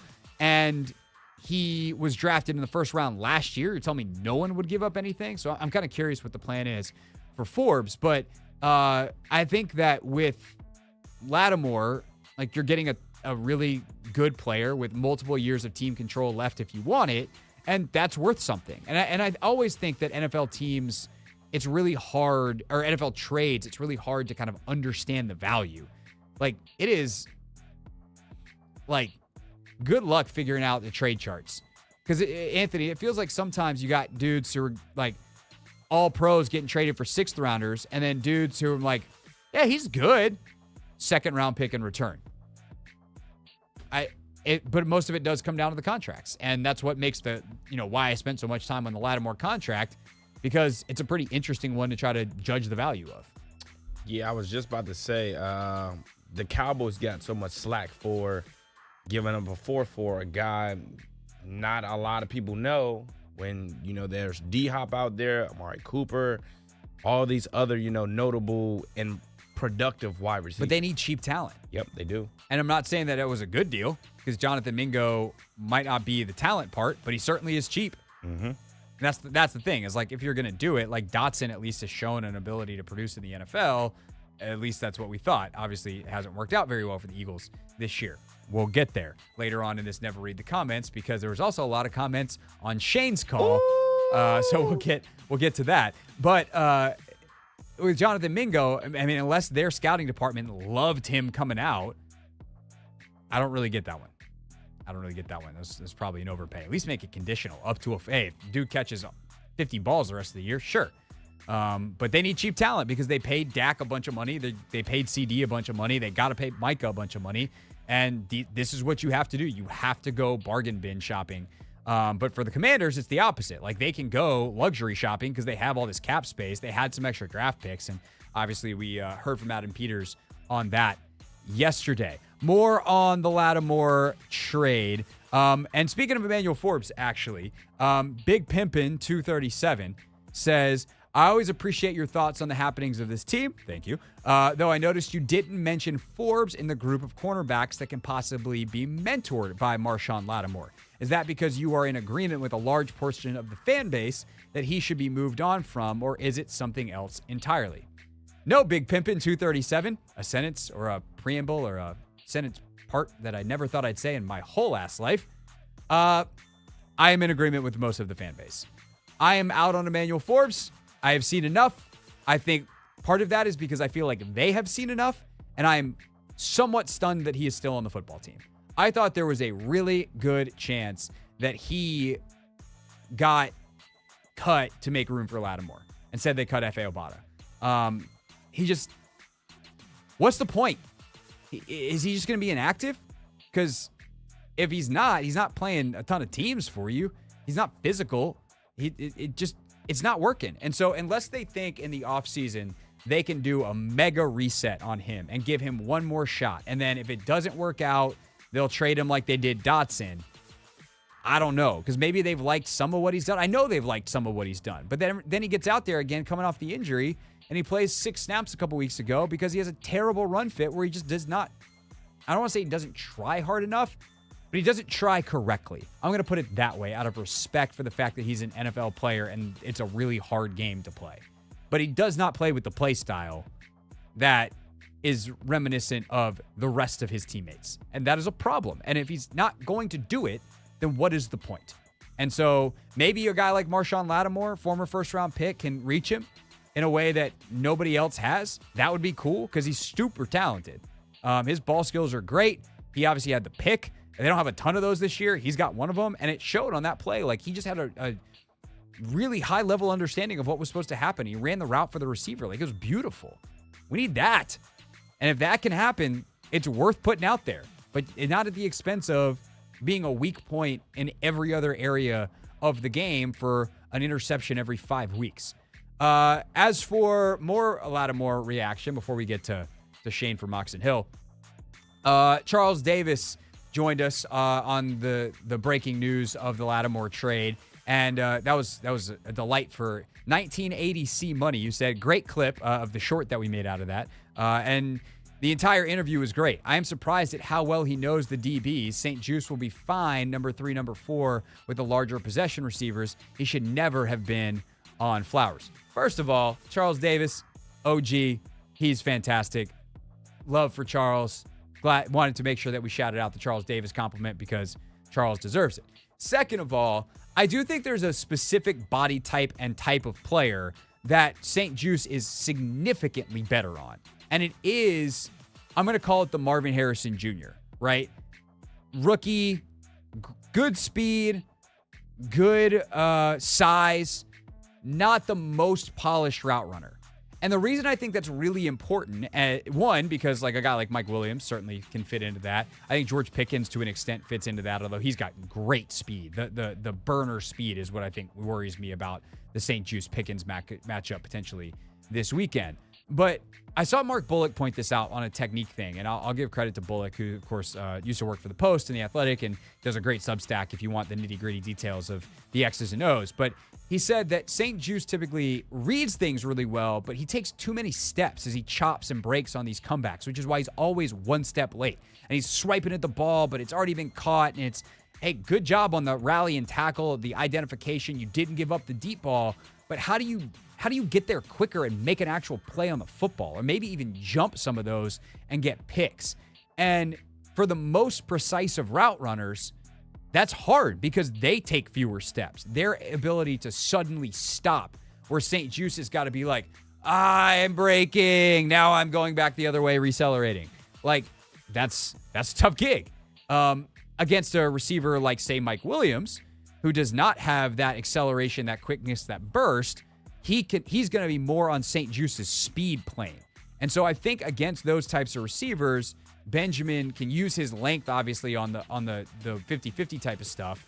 And if it gets into a jump ball situation, but he's also not as susceptible to some of the curls and comebacks and things that he's given up this year to the Jamar Chases of the world. Zay Flowers obviously got him when he had to run horizontally with him across the field. It's just a different caliber. And I think that's been interesting talking to Will Blackman a little bit this week about this, talking to Patrick Peterson. I mean, I kind of knew, Anthony, when I asked Pat P about this, that his answer might not be what I think is the correct one, because Pat P was so damn good and he was so fast that it's like hard for him to fathom what it must be like to have, number 2 corner, number 1 corner. I don't care. They're all the same to me. Yeah, they are to you. You're Patrick Peterson. You're going to the Hall of Fame. To Benjamin St. Juice, when you get that next year, and I think Will was the one who talked about this, like the burners, and Charles talked about this, the burners, the guys like Jamar Chase who run 4.3, that is something that is way, way different to deal with when you don't also run 4.3 and Juice does not run a 4.3. Yeah, I didn't really got too much. I mean, I think what would help St. Juice in those instances, though, would be the pass rush, where he doesn't have to worry about, of course, covering for 3-4 seconds. And on the stuff against like Flowers, yeah, that was a big deal. These, like, look, if a corner ever gives up a crossing route on the other side of the hashes that he started on, that ain't really on him. Yeah. That's a communication thing. Somebody should have picked up something over the middle, or it's a pass rush thing that you're sending all out pressure that should have gotten home. It is never a huge minus to lose on some of the routes that he lost on Flowers. That said, there are other guys who could have made it more difficult or made tackles sooner after. So again, it's not like actually he did a great job. It's just realizing there's something between great and terrible. And if Juice cannot have to spend time on the best of the best because Lattimore's covering them, that is huge. And I think the Mike Williams matchup is actually one that doesn't worry me as much. And to an extent, Pickens, although he's just so good in those 50-50 situations, and Juice is not, that definitely scares me as well. All right, continuing on, and never read the comments. Shane from Oxon Hill. Anthony, do you want to play Shane from Oxon Hill's call, just so in case anyone has not heard it? One, it's always great to play for humor's sake. Two, that way everyone's on the same page. It's become famous and infamous in Hoffman show circles. Ladies and gentlemen, Shane from Oxon Hill. The guy had 11 touchdowns over the past 2 years. Terry McLaurin has 9. Olamide Zacchaeus had 10 catches last year. Diami Brown had 100 yards last year. Are we a better team without Jahan Dotson? No, we're not. So stop all the baloney, man. We traded Montez Sweat, and now we have Cleveland Furrow, who had 2 sacks, and Dante Fowler, who had 2 sacks. We have Austin Eckler, who is 30 years old. Like, come on, bro. Kendall Fuller is in Miami. Curtis Samuel is in Buffalo. Cam Curl is in with the Rams. And we have a guy, Adam Peters, who's bringing in bums. And everybody's like, oh, just because we're bringing in new faces mean we're better. So we had a little fun with that call on the back of the Lattimore trade this week. Just, when I say a little, we literally shredded it piece by piece. We went player by player, read all the statistics. And we got some fun, feedback. Video channel 5183 says Shane was really Ron Rivera through voice AI. That's funny, Anthony. That's good stuff. Eric Huffman 98. Shane probably thinks Lattimore is 34 years old and it was a stupid trade. Tony Robinson 8050. This was funny. It took me a second to realize that there was some sarcasm here, but I did, and I was like, This is good. This is funny. Tony Robinson, 8050. Craig, you let these guys off the hook way too often. When you mentioned Austin Eckler's total yardage, you didn't mention his value in yardage as a kick returner. As Chris Tucker once said in the movie Friday, come on, Craig. Come on, Craig. Come on, Craig. And, stat correction on Dante Fowler from John Garner, 6418. Speaking of not letting people off the hook, Fowler and a pick 6. because we talked about how he has more sacks than Montez Sweat. Yeah. He also has a pick 6. Wow. Shane, I hope you call in. Yeah. Oh, and by the way, this feels a little mean to Jahan. I'm going to apologize to Jahan Dotson, but because Jahan didn't ask for this. The Dub Network responded to John's comment about how Fowler's got a pick 6. Uh-huh. And he goes, meaning that he has more TDs than Dotson. That's low. That's messed up, man. That's messed up. I didn't do it. I'm just reading it. And then Mr. Bird 09 did ask, wait, has Shane called back? No. We have not heard from Shane from Oxon Hill. We got to put a bowl out for Shane, man. We got to find this guy. We got to track him down. Shane! Oh, Shane! What if he called right now? I'm looking at the phone lines right now. So not getting anything. All right, I promise you, like, one of the coolest things that's ever happened to me to close out, never read the comments. Anthony, are you ready for this one? I am indeed, Craig. Chipper Daniels 4685, who I know is Chipper Daniels. That's his real name because we went to high school together. Oh, wow. Craig, don't know if you remember me from high school, but I came across your channel like a year ago and was like, holy crap. That's Craig from high school. Small world. Love to hear how much you know ball. But first time commenting and just wanted to speak on the pettiness. This was, of course, after the week of Bears pettiness. Uh-huh. I think it's fun here and there, but you were always a genuine dude, and I can see that come out on your show. So just stick with being you, and people will respect that the most with some good old pettiness every now and then. Keep the people wanting more. Good stuff, though, buddy. Keep up the good work. Dang, I ain't gonna lie. Did That's you shed cool. a tear? I got emotional. I was like, this is cool.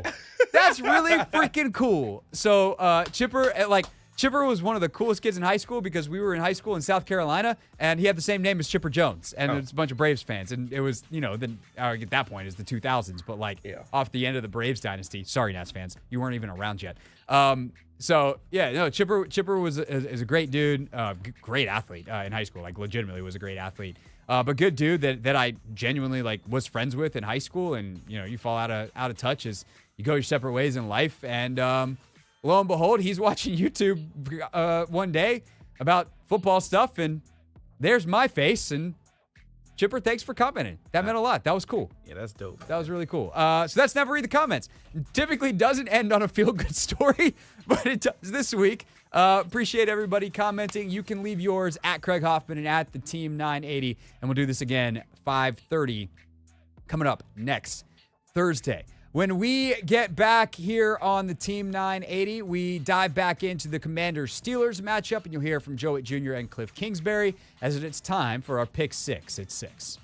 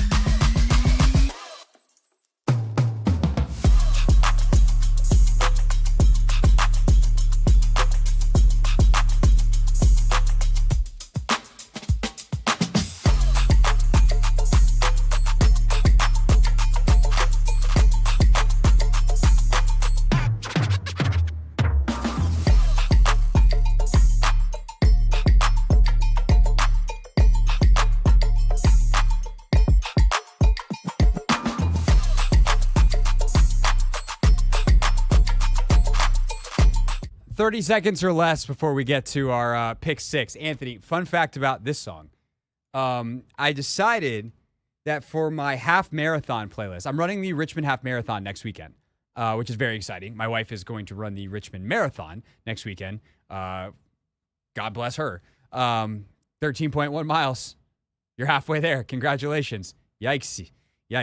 But I'm running the half, and I decided that I was going to put on my playlist the 2022, I think it was, Super Bowl halftime show.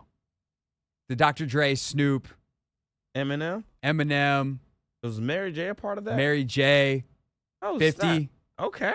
It's like 12 minutes long, which at the pace I'm running will be about a little less than a mile and a half.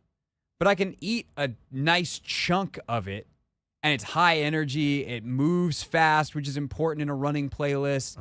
Just don't get lost in one song. But like, it also is a ton of time. So like, if I do it at the beginning, like I'll be a mile and a half into the race by the time it ends. If I put it at the end, which like lose yourself is in that, and like need that. Yeah, like good luck not. You can call it cheesy, corny, whatever you want. Classic, like good luck not running fast to that song. Yeah, it's real good on a running playlist. That's smooth, man. Yeah, so I was running through Rock Creek Park today. I did my last like really hard workout. It's the pukiest I felt in a training session this entire cycle, which means I'm ready. You ready? I hope so. I'm about to say, all right. Well, next week on the show, we'll let people call in with their advice. We did this before my first half marathon. This will be my second. So this time I've got more of a time goal. So anybody that's an experienced runner, one, if you're hearing this and you just want to give me advice, go ahead. Shoot me an email, hoffmanshow.com. Tweet me, Instagram, DM me at hoffman.sports. Wherever you want to get in contact. I'll take your advice. If it's good, I'll use it. I'm smart enough in the fitness world to know what's good advice and bad advice.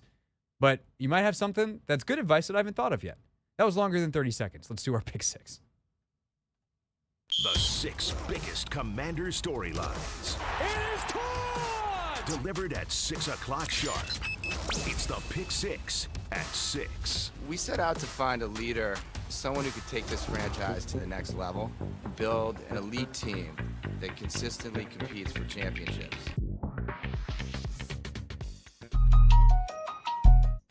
Thursday is coordinator day in the Pick 6. Number 1. Let's hear from Joe Whitt first, shall we? The Commanders' defensive coordinator obviously talked about Marshon Lattimore. I'll let you hear about that in a second. But first, let's focus on the actual matchup and what Russell Wilson has brought to the Pittsburgh offense that has really taken off from a scoring standpoint since he's been under center. He's a guy that plays on time. Okay, he can get outside the pocket. He doesn't run as much as he used to, but he still can create and get the ball where he wants to. Like I talked about, he's very accurate outside the numbers. He understands the run checks and how to if he sees a look that he doesn't like, how to get him into the right run. So he's a smart quarterback. Justin. He's smart as well, very athletic. You know, they probably pull him and run him more like the Giants did with Daniel. You know, you have to really concern yourself with his feet. But it's really a whole offense that Arthur wants to run. You know, they're a run first, play action. Let's shoot the ball up the field and control it and play to their defense. They have a really good defense. That is dead ass accurate. Sometimes coordinators are a little cagey. Sometimes they don't really tell you the truth. That is 1,000% what this offense is about. They want to play to their defense. They want to let their defense, they know, or do their thing. They know they're a defense-first football team. They want to eat clock. They want to extend possessions. They want to keep their defense fresh because they think they can score on defense, and they've been right a lot. They are going to run the football. They're going to take their shots. It is very play-action heavy, which has been a bit of a bugaboo for the Commanders at times. Those linebackers, Bobby Wagner, Frankie Louvu, getting sucked up into the line of scrimmage, leaving a ton of space. But here's the thing I will say where I was curious to hear Joe say that he thinks Russ plays on time. He's definitely masterful in all the run checks and all that, high-level quarterbacking stuff that never gets talked about, of just targeting runs correctly, things like that. but I wouldn't necessarily, of the 5 things that I think Russell Wilson does well, put play on time at the start of the list. Like, yes, his deep shots, when he can see it outside the numbers or see it down the field, he'll get the ball out on time. Sometimes his checkdowns will be on time, which is important because it leaves the back or the tight end or whoever a little more space to run. But like on time, pure progression, middle of the field, or, you know, intermediate throws, he can make them, but he doesn't necessarily see it. Like, it's not the thing I'd put at the top of his strengths list. So interesting to hear Joe say that. Maybe he sees it differently. And if he does, then I'm going to defer to Joe Whitt Jr. because he's an NFL defensive coordinator who does this for a living, and I'm a guy who does it for a different kind of living into these here microphones. Obviously, the run game is where the Steelers want to live. They have run the football more than any team per game this year other than the Baltimore Ravens, and they want to smash in between the tackles. So how does Joe make sure his unit is ready for that when that has been a problem at times this year, although one that has improved in recent weeks? Well, you know, the runs that really have hurt us, I'm not going to say necessarily been right in between the tackles. It's been really pull schemes where they're pulling or tossing or cracking and getting the ball on the edge. So what we got to do is play it like we've been playing the screens, okay? You have to set the edge. You have to have a funnel. You have to have inside support, inside pursuit coming. And we have to do a better job of that across the ball. And then you have to whip the block in front of you also. And so schematically we could put more hats in there, which we have. But at sometimes when you have a top receiver on the outside, you know, Neighbors, I know he still had 9 catches, I believe, but I think it was like for 59 yards or something. He didn't have the right at the catch. You got to have a hat on a guy like that. So sometimes that lightens the box. And when we do lighten the box, we have to whip a block. And one of the guys who's been whipping blocks is the person that we're going to talk about next. Number 2. Johnny Newton has really come on, and he made some nice subtle adjustments in the game last week. The Commanders were obviously much better after the first quarter against the run. How is Joe Whitt seeing Johnny Newton's progression throughout this season? Yeah, you know, Johnny's just each day, man. He is he's getting better. The explosion is really what you see. The power for a guy that you might not think is as big. He has power. He has knockback. He's a sponge. He listens to everything that Tapp and Sharif and Kerrigan give him. So I think you're just starting to see, and he's really getting his legs back under him into really football shape. So hopefully we can give him a little bit more plays. We like to keep those guys on the pitch count just so they're fresh in the fourth. But I've been pleased with where he's going. I would be too. He's played a lot better. Another guy that's really emerged as of late is Jeremy Chinn, and the leadership that he brings is actually what Joe Whitt was asked about when it comes to the Commanders starting safety. That's a good question. I think he.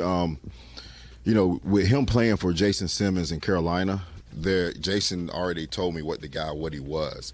And I saw that initially early. He's smart, he's quiet, and so I had to get him to be more vocal with the calls because he is so smart, he can help everybody around him. Now what you're seeing is the ability to help the people around him and play fast and make plays himself, which he did in the Giants game. So I've been pleased with what he's doing and the ability to cover the tight end, the ability to, you know, we're going to send him in rush. He's tackling well. And so, but when did I actually see it? It's probably, you know, the last 3 or 4 weeks where he started to really come out vocally and say, hey, this is my secondary and you guys have to, you know, follow me.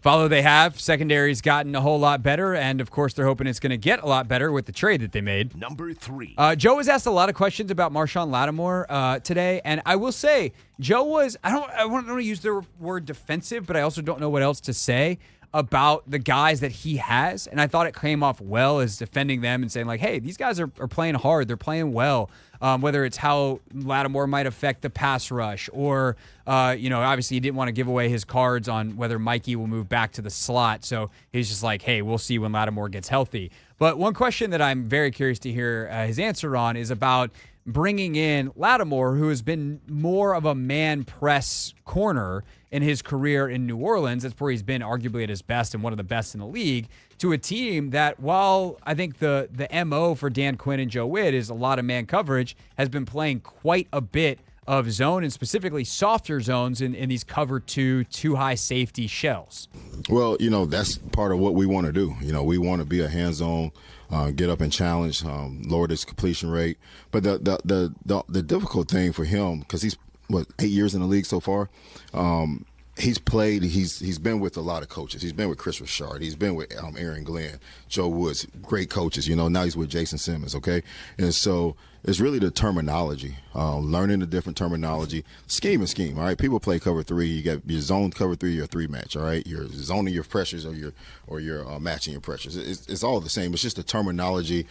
So that's really has to get to, and then some of the just final reduction checks that might be different in each play. That's the thing that I think is going to be imperative to get as quickly as possible is those checks.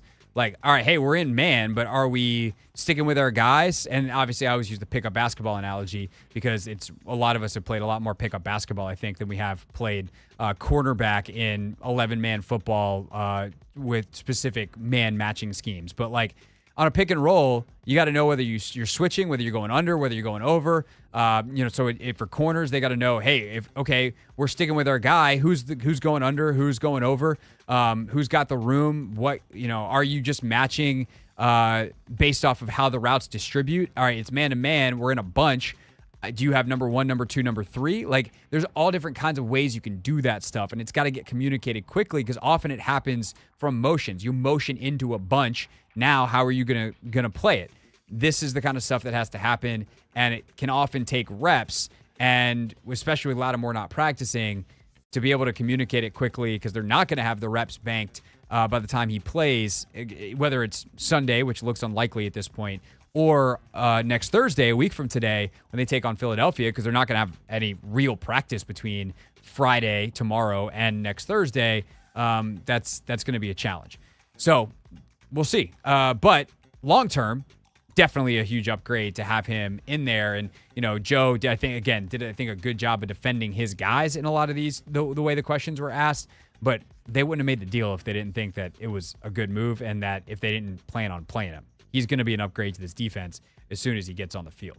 The Hoffman Show, we're on the Team 980. We're always live as well on the free Odyssey app. And when we get back, you'll hear from Cliff Kingsbury and how he plans to attack a Steelers defense that is one of the best in the NFL. But first, let's get the latest on the world of women's sports, presented by Wawa. Gotta have a Wawa.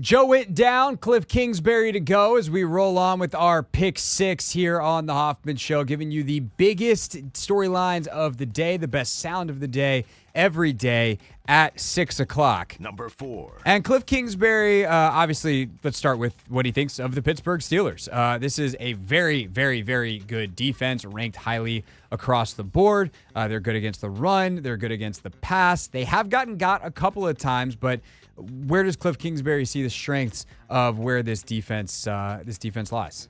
Yeah, taking the ball away and creating negative plays. They're coverage-wise very sticky in man coverage when they decide to do that, and then the pass rush, it doesn't leave you much room for error. So you have to be very precise. You have to stay on schedule, and there's going to be some plays that we got to find ways to get the ball out of our hands and not, take negative plays on first and second. Staying on schedule, obviously huge. So not take any plays or not take negative plays on first and second down. Although Jaden has been really special at figuring out how to get them back on schedule. Also, the turnover piece is enormous. And Cliff was also asked on how his team has been able to eliminate turnovers this year at a literally historic rate, fewer than any team since 1933. I would just say the individual pride and the collective kind of brotherhood of guys taking it to heart that, hey, when you're carrying the football, you're carrying the entire organization. And those guys, they own it in practice, they own it in the games. And then you have to have some fortunate bouts as well. I mean, everybody knows that. That is true. They've had a lot of fortunate bounces because it's not like they haven't fumbled this year. They've just fallen on it. But some of that goes back to the brotherhood, if you will. Or I was chuckling at that line, Anthony. That's a funny line. We need you to understand that the ball is the organization. And when you carry it, you could fumble the entire organization. And Josh Harris will come down from his suite and want to have a word. I feel like that's something like you would say like in a movie. It's very movie-esque. Yeah. Your whole livelihood's in that ball, son. Wrapped in leather and lace. Wait, that sounded different. Sorry, we should probably rewrite that line. All right, I'm going to keep it moving as quickly as I can before I have my bosses come down from their suite and want to have a word. They've done a great job, but to wrap up that point before it got very sideways, like think of the Austin Eckler fumble where OZ's 50 yards down the field. Hey, the whole organization's 50 yards downfield. I better run with it. And guys have done a good job of hustling and staying on it, and recovering fumbles requires lucky bounces, but you can get a lot luckier when you're in the right place, and guys have been in the right place a whole lot on that front. Number 5. TJ Watt is in the right place at the biggest of moments all the time. He's a very, very unique player because I shouldn't say very, very unique. He's a very, very classic player. He is a guy that in the biggest of moments will pick his spots, maybe down to down. He's not all the way in all the time, or that's what he wants you to think. If he senses an opportunity, he'll go. But he sets up and saves his best rushes, his best moves, the thing he sets up, ram your head into a wall 25 times so that on play 26, when it's 3rd and long and you're backed up in your own end zone, he can get a sack fumble that one of his teammates picks up for a touchdown. That's the kind of player TJ Watt is, and that is the kind of player that can keep a defensive coordinator up at night. Yeah, when I'm watching tape, when I'm sleeping, all of the above. He's a game wrecker. He's like on that level of certain guys around the league, the Aaron Donalds, I know he's retired, but where it's like, okay, going into that week, we've got to know where he's at on every play. And if we leave one play where he's not accounted for and given extra attention, then that's the play that can change the game. He's that dominant of a player, and he plays with that type of effort. So, yeah, definitely one that keeps you. Yeah, keeps you up at night big time. How does that compare to the rest of the premier pass rushers around the league? I'm pretty fearful of all of those guys. So, yeah, they all keep me up at night. So I think we've tried to protect as best we can against some of those guys. But there's a reason they're going to be Hall of Fame players. I mean, they've played a long time. They know how to kind of navigate the chips and the edges and still find a way to get it. That said, think of the last couple that they've played. Dexter Lawrence, one of the NFL sack leaders, best nose tackle in the game. 0 sacks, 0 pressures in 19 pass rush attempts against Washington last week. It was the first time all season that he did not have a pressure. Myles Garrett was banged up when they played Cleveland, but he was still on the field, was pretty much a non-factor in that game. They have found ways time and time and time again this season to protect Jayden Daniels, for Jayden Daniels to protect himself, and whether that is play calling, good use of the run, the screen game, or more protection-specific things, chips, they have a plan. And I can't tell you how often I watch teams, I'm just like, they think they're playing just another slapstick team this week? Like, that is Hall of Fame player blah, blah, blah. Like, you have to have a plan for him. This team doesn't have a plan. Your regular offense ain't going to work. And Cliff always has a plan, and I appreciate that. Next week, the Eagles do not necessarily have one of those guys, but it's going to be a heck of a lot harder to put together a plan. Number 6. Because it's a short week. This, I presume, will be the last time we hear from Cliff Kingsbury this week, or before not just the game against the Steelers, but the game against the Eagles as well. So this will be the first time Jayden Daniels playing on a short week on Thursday Night Football. For a guy that relies so much on his routine, what kind of test is it for JD5 to get ready after the Steelers game on Sunday? Yeah, it's a test for everybody. I mean, those Thursday games, as far as NFL coaches go, I'd say you kind of just throw your hands up and say, we hope we play really well, Like I've seen times that we didn't practice and you're almost like, well, maybe we should just do that shit every week, because it's like played really well. But yeah, you walk through, you try to have as much carryover and as many things maybe that you've repped and didn't get to, in the game. So you have that back up there. But yeah, it's never easy. So I don't think being a rookie is that much different. Honestly, it's a new experience every time you get one of those. I think that's really interesting insight there from Cliff, and he can share it without really helping another opponent, because the whole point is no one will have seen it. So what he said was there's stuff that you rep but don't get to in the game. They go into every game with a certain number of plays up, right? You have the entire playbook. Let's say, just for kicks and giggles, there's 1,000 plays in the playbook, and you go in with 150 for that particular week. And sometimes you got 50 of them that are the same basically every week. Then you change out the other 100. And when we say plays, that could be different route combinations where, hey, this is a great cover 2 beater. This team plays cover 2. It's in this week. Oh, next week we got a cover 3 and man team. We're not even going to bother practicing that play this week. It's not going to be up. And sometimes coordinators will still call it. You're expected to know the entire playbook, but it's not one that you've repped during the week. And so what Cliff is saying there is, let's say there's a play that you get to, and sometimes it's combination, sometimes it's specific run, sometimes it's just formationally, hey, we're going to practice this play out of this formation this week because we like the matchups it creates, and then we don't actually get to it in the game. Well, if you don't get to it on Sunday, we just practiced it last week, let's run it on Thursday. That's the kind of stuff that I think is really good, innovative thinking to just try to be as efficient as you can in the process.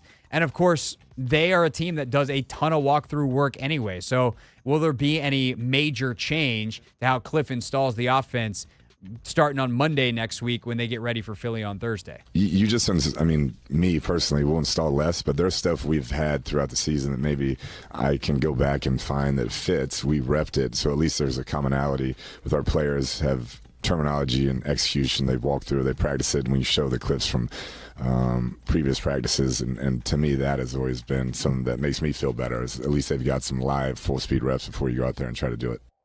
So yes, of course, you don't have Wednesday, Thursday, and Friday to practice, but you can use your previous practices. I think that's good coaching, good teaching A really smart way to approach that from Cliff Kingsbury, who leads the Commanders out on the field on Sunday, and then will lead their offense again Thursday night against Philadelphia. Jaden Daniels, of course, trying to just continue what has been the greatest rookie year, arguably, in NFL history for a quarterback, and we'll see what they can do on Sunday.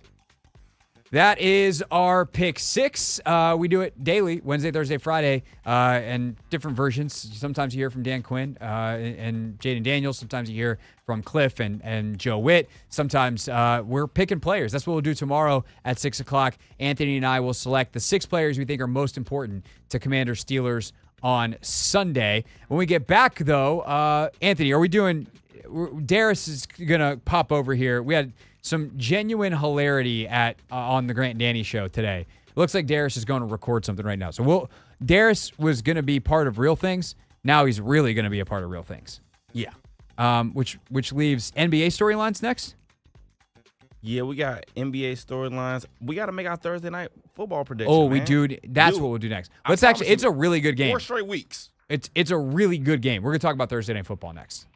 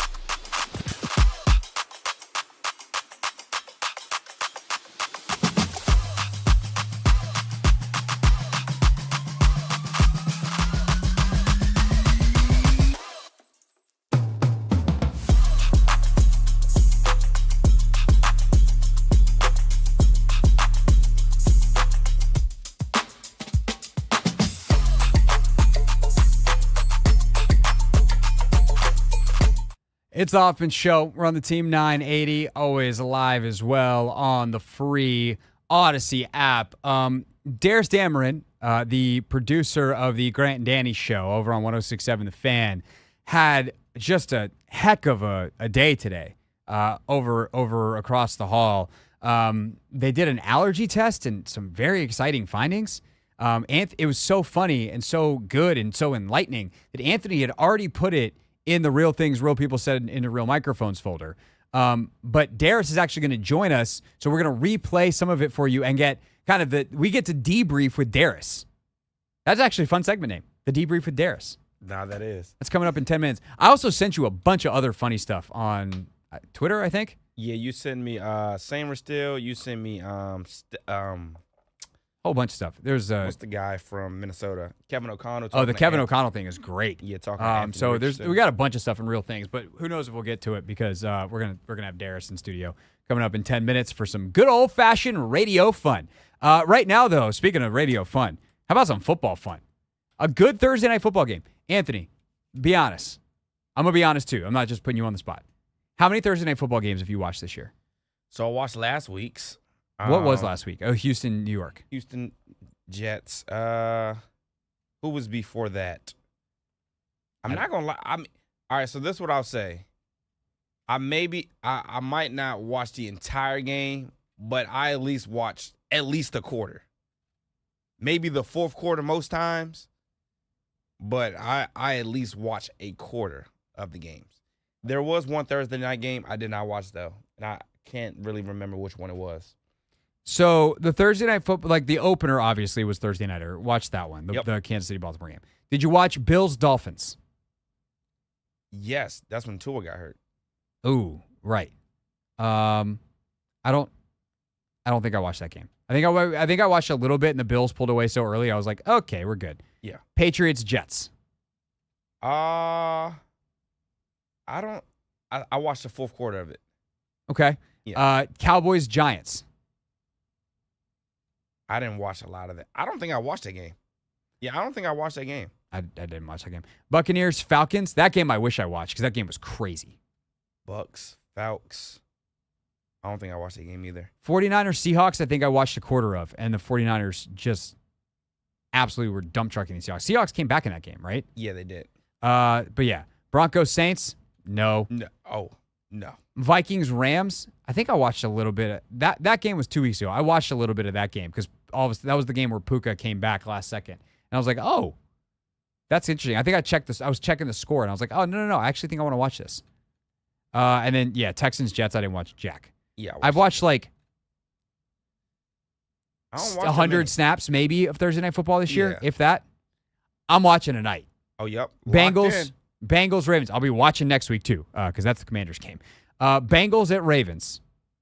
I think this is a really interesting game for Cincinnati because they're going to have to win a game they're not supposed to at some point defensively. Like their defense is going to have to show up and do something that they have not been able to do, which is stop another football team. And the Ravens are coming off of being not stopped by the team that statistically was the best defense in football in the Denver Broncos. And specifically, Cincinnati has had a ton of trouble inside stopping the run. The Ravens have Derrick Henry. This feels like a nightmare matchup. But Cincinnati can also score. So if it gets into a track meet, and that's what happened the first time these two teams played, Cincinnati can absolutely hang with Baltimore, and they've proven it already this year. Of course, a big part of this will be whether or not T. Higgins plays. Have we seen anything definitive on that yet? I haven't seen anything on it. Oh, no. I think he was doubtful yesterday. Oh, it just came down, like within the last hour. T. Higgins out. Yep. He was doubtful yesterday. That's not good. I think without Higgins, like their offense with T. Higgins this year, top 5 in the league. Their offense without T. Higgins, much more challenged. And I think Baltimore probably wins this one going away because of it. Yeah, no T. Higgins. But we have seen Jamar have huge games, even though he was one of the guys that didn't get in the box last week. They had a whole bunch of other guys because Joe Burrow had 5 touchdowns last week. And sure Jamar did. Wasn't on the receiving end of one of those. So, I mean, if those other guys step up like they did, I know their third receiver, I'm going to butcher his name. Yoshavas. There it is right there. He's come on strong. So he's a sick athlete, by the way. He was like an all-everything track and field dude. Mm-hmm. So I think you're going to need the other guys to step up. If he can have a big night, they'll give him a chance. But if I had to make a prediction, I'm probably going to lean Baltimore just because they probably bracket Jamar and force everybody else to beat him. And they have Roquan. They just have so many weapons on the defensive side of the ball. It's crazy. They definitely do. So in the first matchup, Burrow was sensational. Lamar was sensational as well, by the way. 26 of 42 for 348, 4 touchdowns. Only took 1 sack. He also ran for 55 yards. And Henry had 15 carries for 92. So it seems like that's a well they could go down more. Of course, they bottled up Derrick Henry in that first game, and then he had the 51-yarder in overtime when the game should have never been in overtime. Burrow went 30 of 39 for 392, 5 touchdowns and a pick. He's nasty. In that game, which is just ridiculous. T. Higgins, though, in that first game, guess how many targets he had? 12. That's actually low, Anthony. That was the number Jamar Chase had. He had 14. Dang. 14 targets, 9 catches, 83 yards. Jamar had 10 catches for $193 in that game, including that screen pass that he took 70 yards to the house. So not having T, I think, is such a devastating blow for Cincinnati that I don't think they can overcome it. The fact that they bottled up Henry the first time gives you a little bit of hope, but this is not who they've been. And so, like, who Lamar was in that game is who Lamar has been.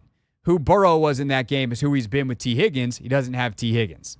So, I don't know let's see what this number wound up being. The Bengals are 6.5-point dogs.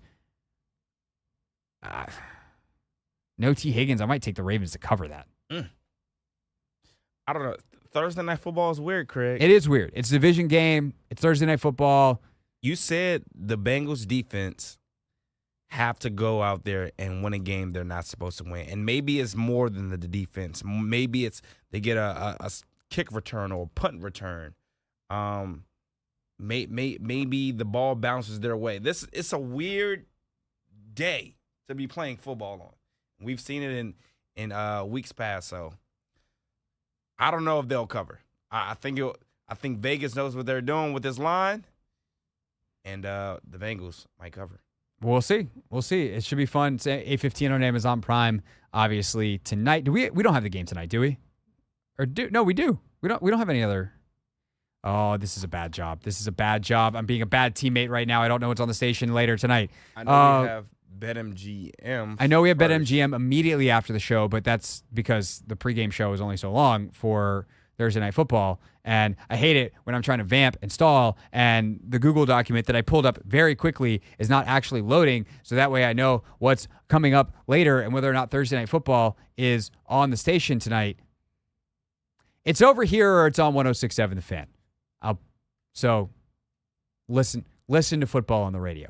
All right, Darus Dameron's about to come in, and then we're going to talk about the allergy test that was taken live on the radio today over on 106.7 The Fan here on the Team 980.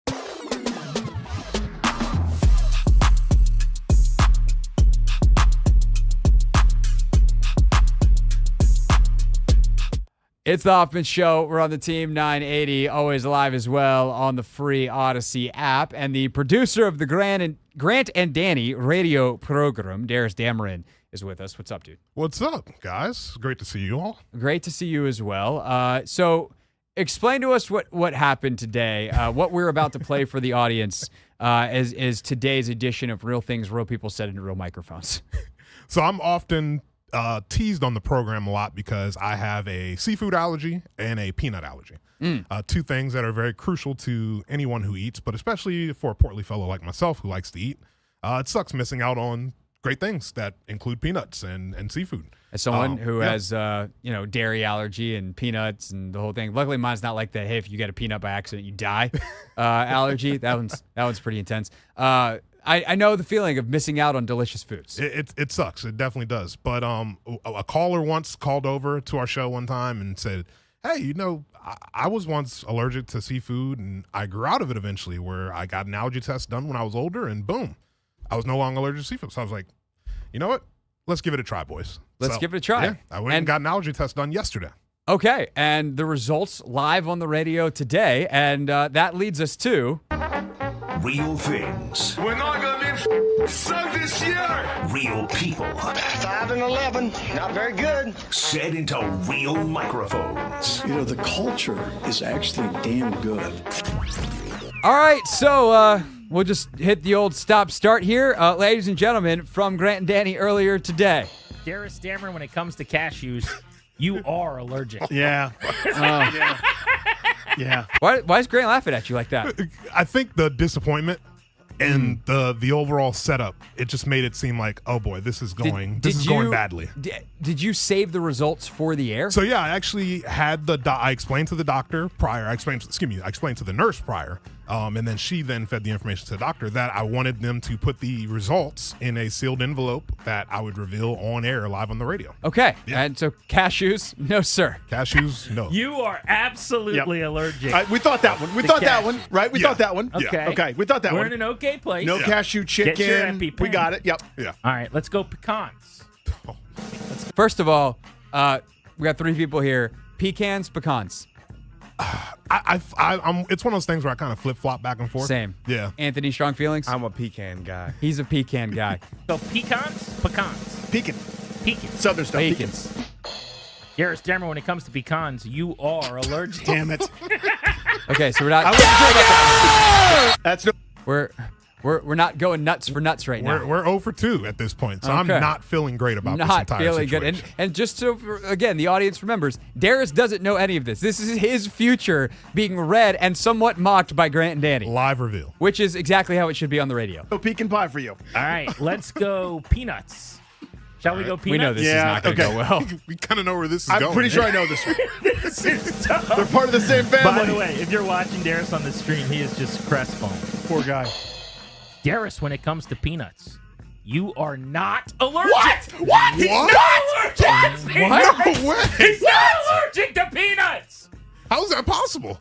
Darus, you earlier asked the question. I want to ask you right now. How is that possible? I don't know. It was the biggest swerve. Grant sold it perfectly. I was as shocked and floored as anybody. What's the first peanut item that you want to eat? I want a frozen Reese's Cup so badly, and I can't wait. It's gonna be so good. Are you have you been told this is 100% accurate? And also, if you had a peanut, were you scared that you would go into anaphylactic shock? And thus, are you going to have this frozen peanut butter cup at a doctor's office just in case? So I was supposed to have a conversation with my doctor after that segment. Unfortunately, the doctor was kind of busy. So I'm actually going to go into the office tomorrow morning. It's okay. Right we'll around the corner. We'll have to follow up. Yeah. Okay. I'll get the follow up tomorrow, and then I'll go all in if everything's clear. Things are turning up. You are not allergic to peanuts. Wow. Oh my God. It says, and I quote, again, I don't want to be, if you die, it's not my fault. Don't eat them. Call the doctor first. It's written right here, and it says we're on the no same page. Allergy to peanut. Holy It crap. says Stunned. It says allergy to cashews and pecans. Okay. No allergy to Grant went peanut. full pecans. Yeah, full The rest pecans. of the day. Fish. Okay. Oh boy. Fish. All right. Fish. Long drum roll there. That is a long one. Whoever plays the sound effects on that show really sets you up for failure. Garrett, that's when you. it comes to fish, you are allergic. Yeah. You are Damn, allergic. Now Now, this is that just fish, shellfish? Like, where are we at in this portion of the proceeding? So we are going to get to shellfish after this. Okay. Fish is one that I was pretty confident I was going to be allergic to because I've been allergic to it as a kid. Okay. As a kid, I wasn't allergic to shellfish, so I could eat crab, shrimp, things like that. But I could never eat actual fish. I couldn't eat any of it. Okay. My throat would swell up. My tongue would swell up. It was a bad deal. Yeah, not bad deal. Okay, so Right. no more fishes. Your I parents miss Steve were so wrong. much. Yeah, Steve's the I'm best. sorry, buddy. That swelling tongue was Take real. that, Dad. And then shellfish is the last category. Oh, you said my parents never believed me when I told them when I was younger. They just thought I didn't like fish. So yeah, that was my my get back. Live on the radio, baby. Best place for it. Is what we just did. Okay. And then there's the shellfish category. Yeah, all right. Let's hear it. This is really why we're here. Wait, hold on. We explained that from Danny. Was there like a crab or a lobster food drop or Oh something? yeah. So a part of this was we got a food drop from our friends in Manassas at the Jumbo Crab Cake Factory. Okay. And you were like, I can't have it. Well, that was the whole bit was if I was going to find out that I wasn't allergic, then I'd be able to enjoy the feast, and if not, they would just get my extra portions. So they're probably rooting for your demise. Oh, they were absolutely rooting for it because they wanted the you extra. could probably crab hear cakes. in their voices this entire time. Garrus, when it comes to shellfish, I feel like you're not going to be allergic because Grant sounds disappointed. you are not allergic! Eat that crab cake, baby! You are not allergic! You can eat crab cake! Allergic to all fish, not shellfish. No allergy to peanut. Allergic to cashews and pecans. By God, that's Darus Dameron's music. That's good stuff. I mean, absolutely stunned. Absolutely stunned. I couldn't believe it. It was an incredible moment. Now I would say the peanuts is probably the bigger win, just because I thought that frequency-wise, for right, sure. Yeah, and peanut allergy reactions tend to be more severe, whereas the seafood allergy reaction is not as severe. At least for me, it hasn't been in my It life. is for some people. Yeah, for some people. I'm this sure is it was. personal advice. Please consult your doctor.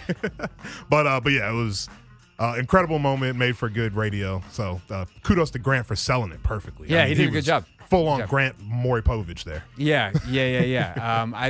If Grant has had a secret career revealing whether or not someone is or is not the father, he's been outed now because that was a good job. Somebody by might GP. hire him to do that. You never know. Never know. Hey, Maury Povich still doing. He's like 80 years old. So Grant, whenever your day is about talking about football, it was rush EPA stats are done. Yeah. Send it to the next one. Darus, thanks for coming by, dude. Appreciate it. Thanks That was for a lot having of me, fun. guys. Yes, Tomorrow on the show, Anthony, what's on the show tomorrow? That's a great question. It's a finish Friday. I don't think we have any guests lined up. You'll hear us preview Commanders and Steelers with someone. Tune in tomorrow to find out who it is.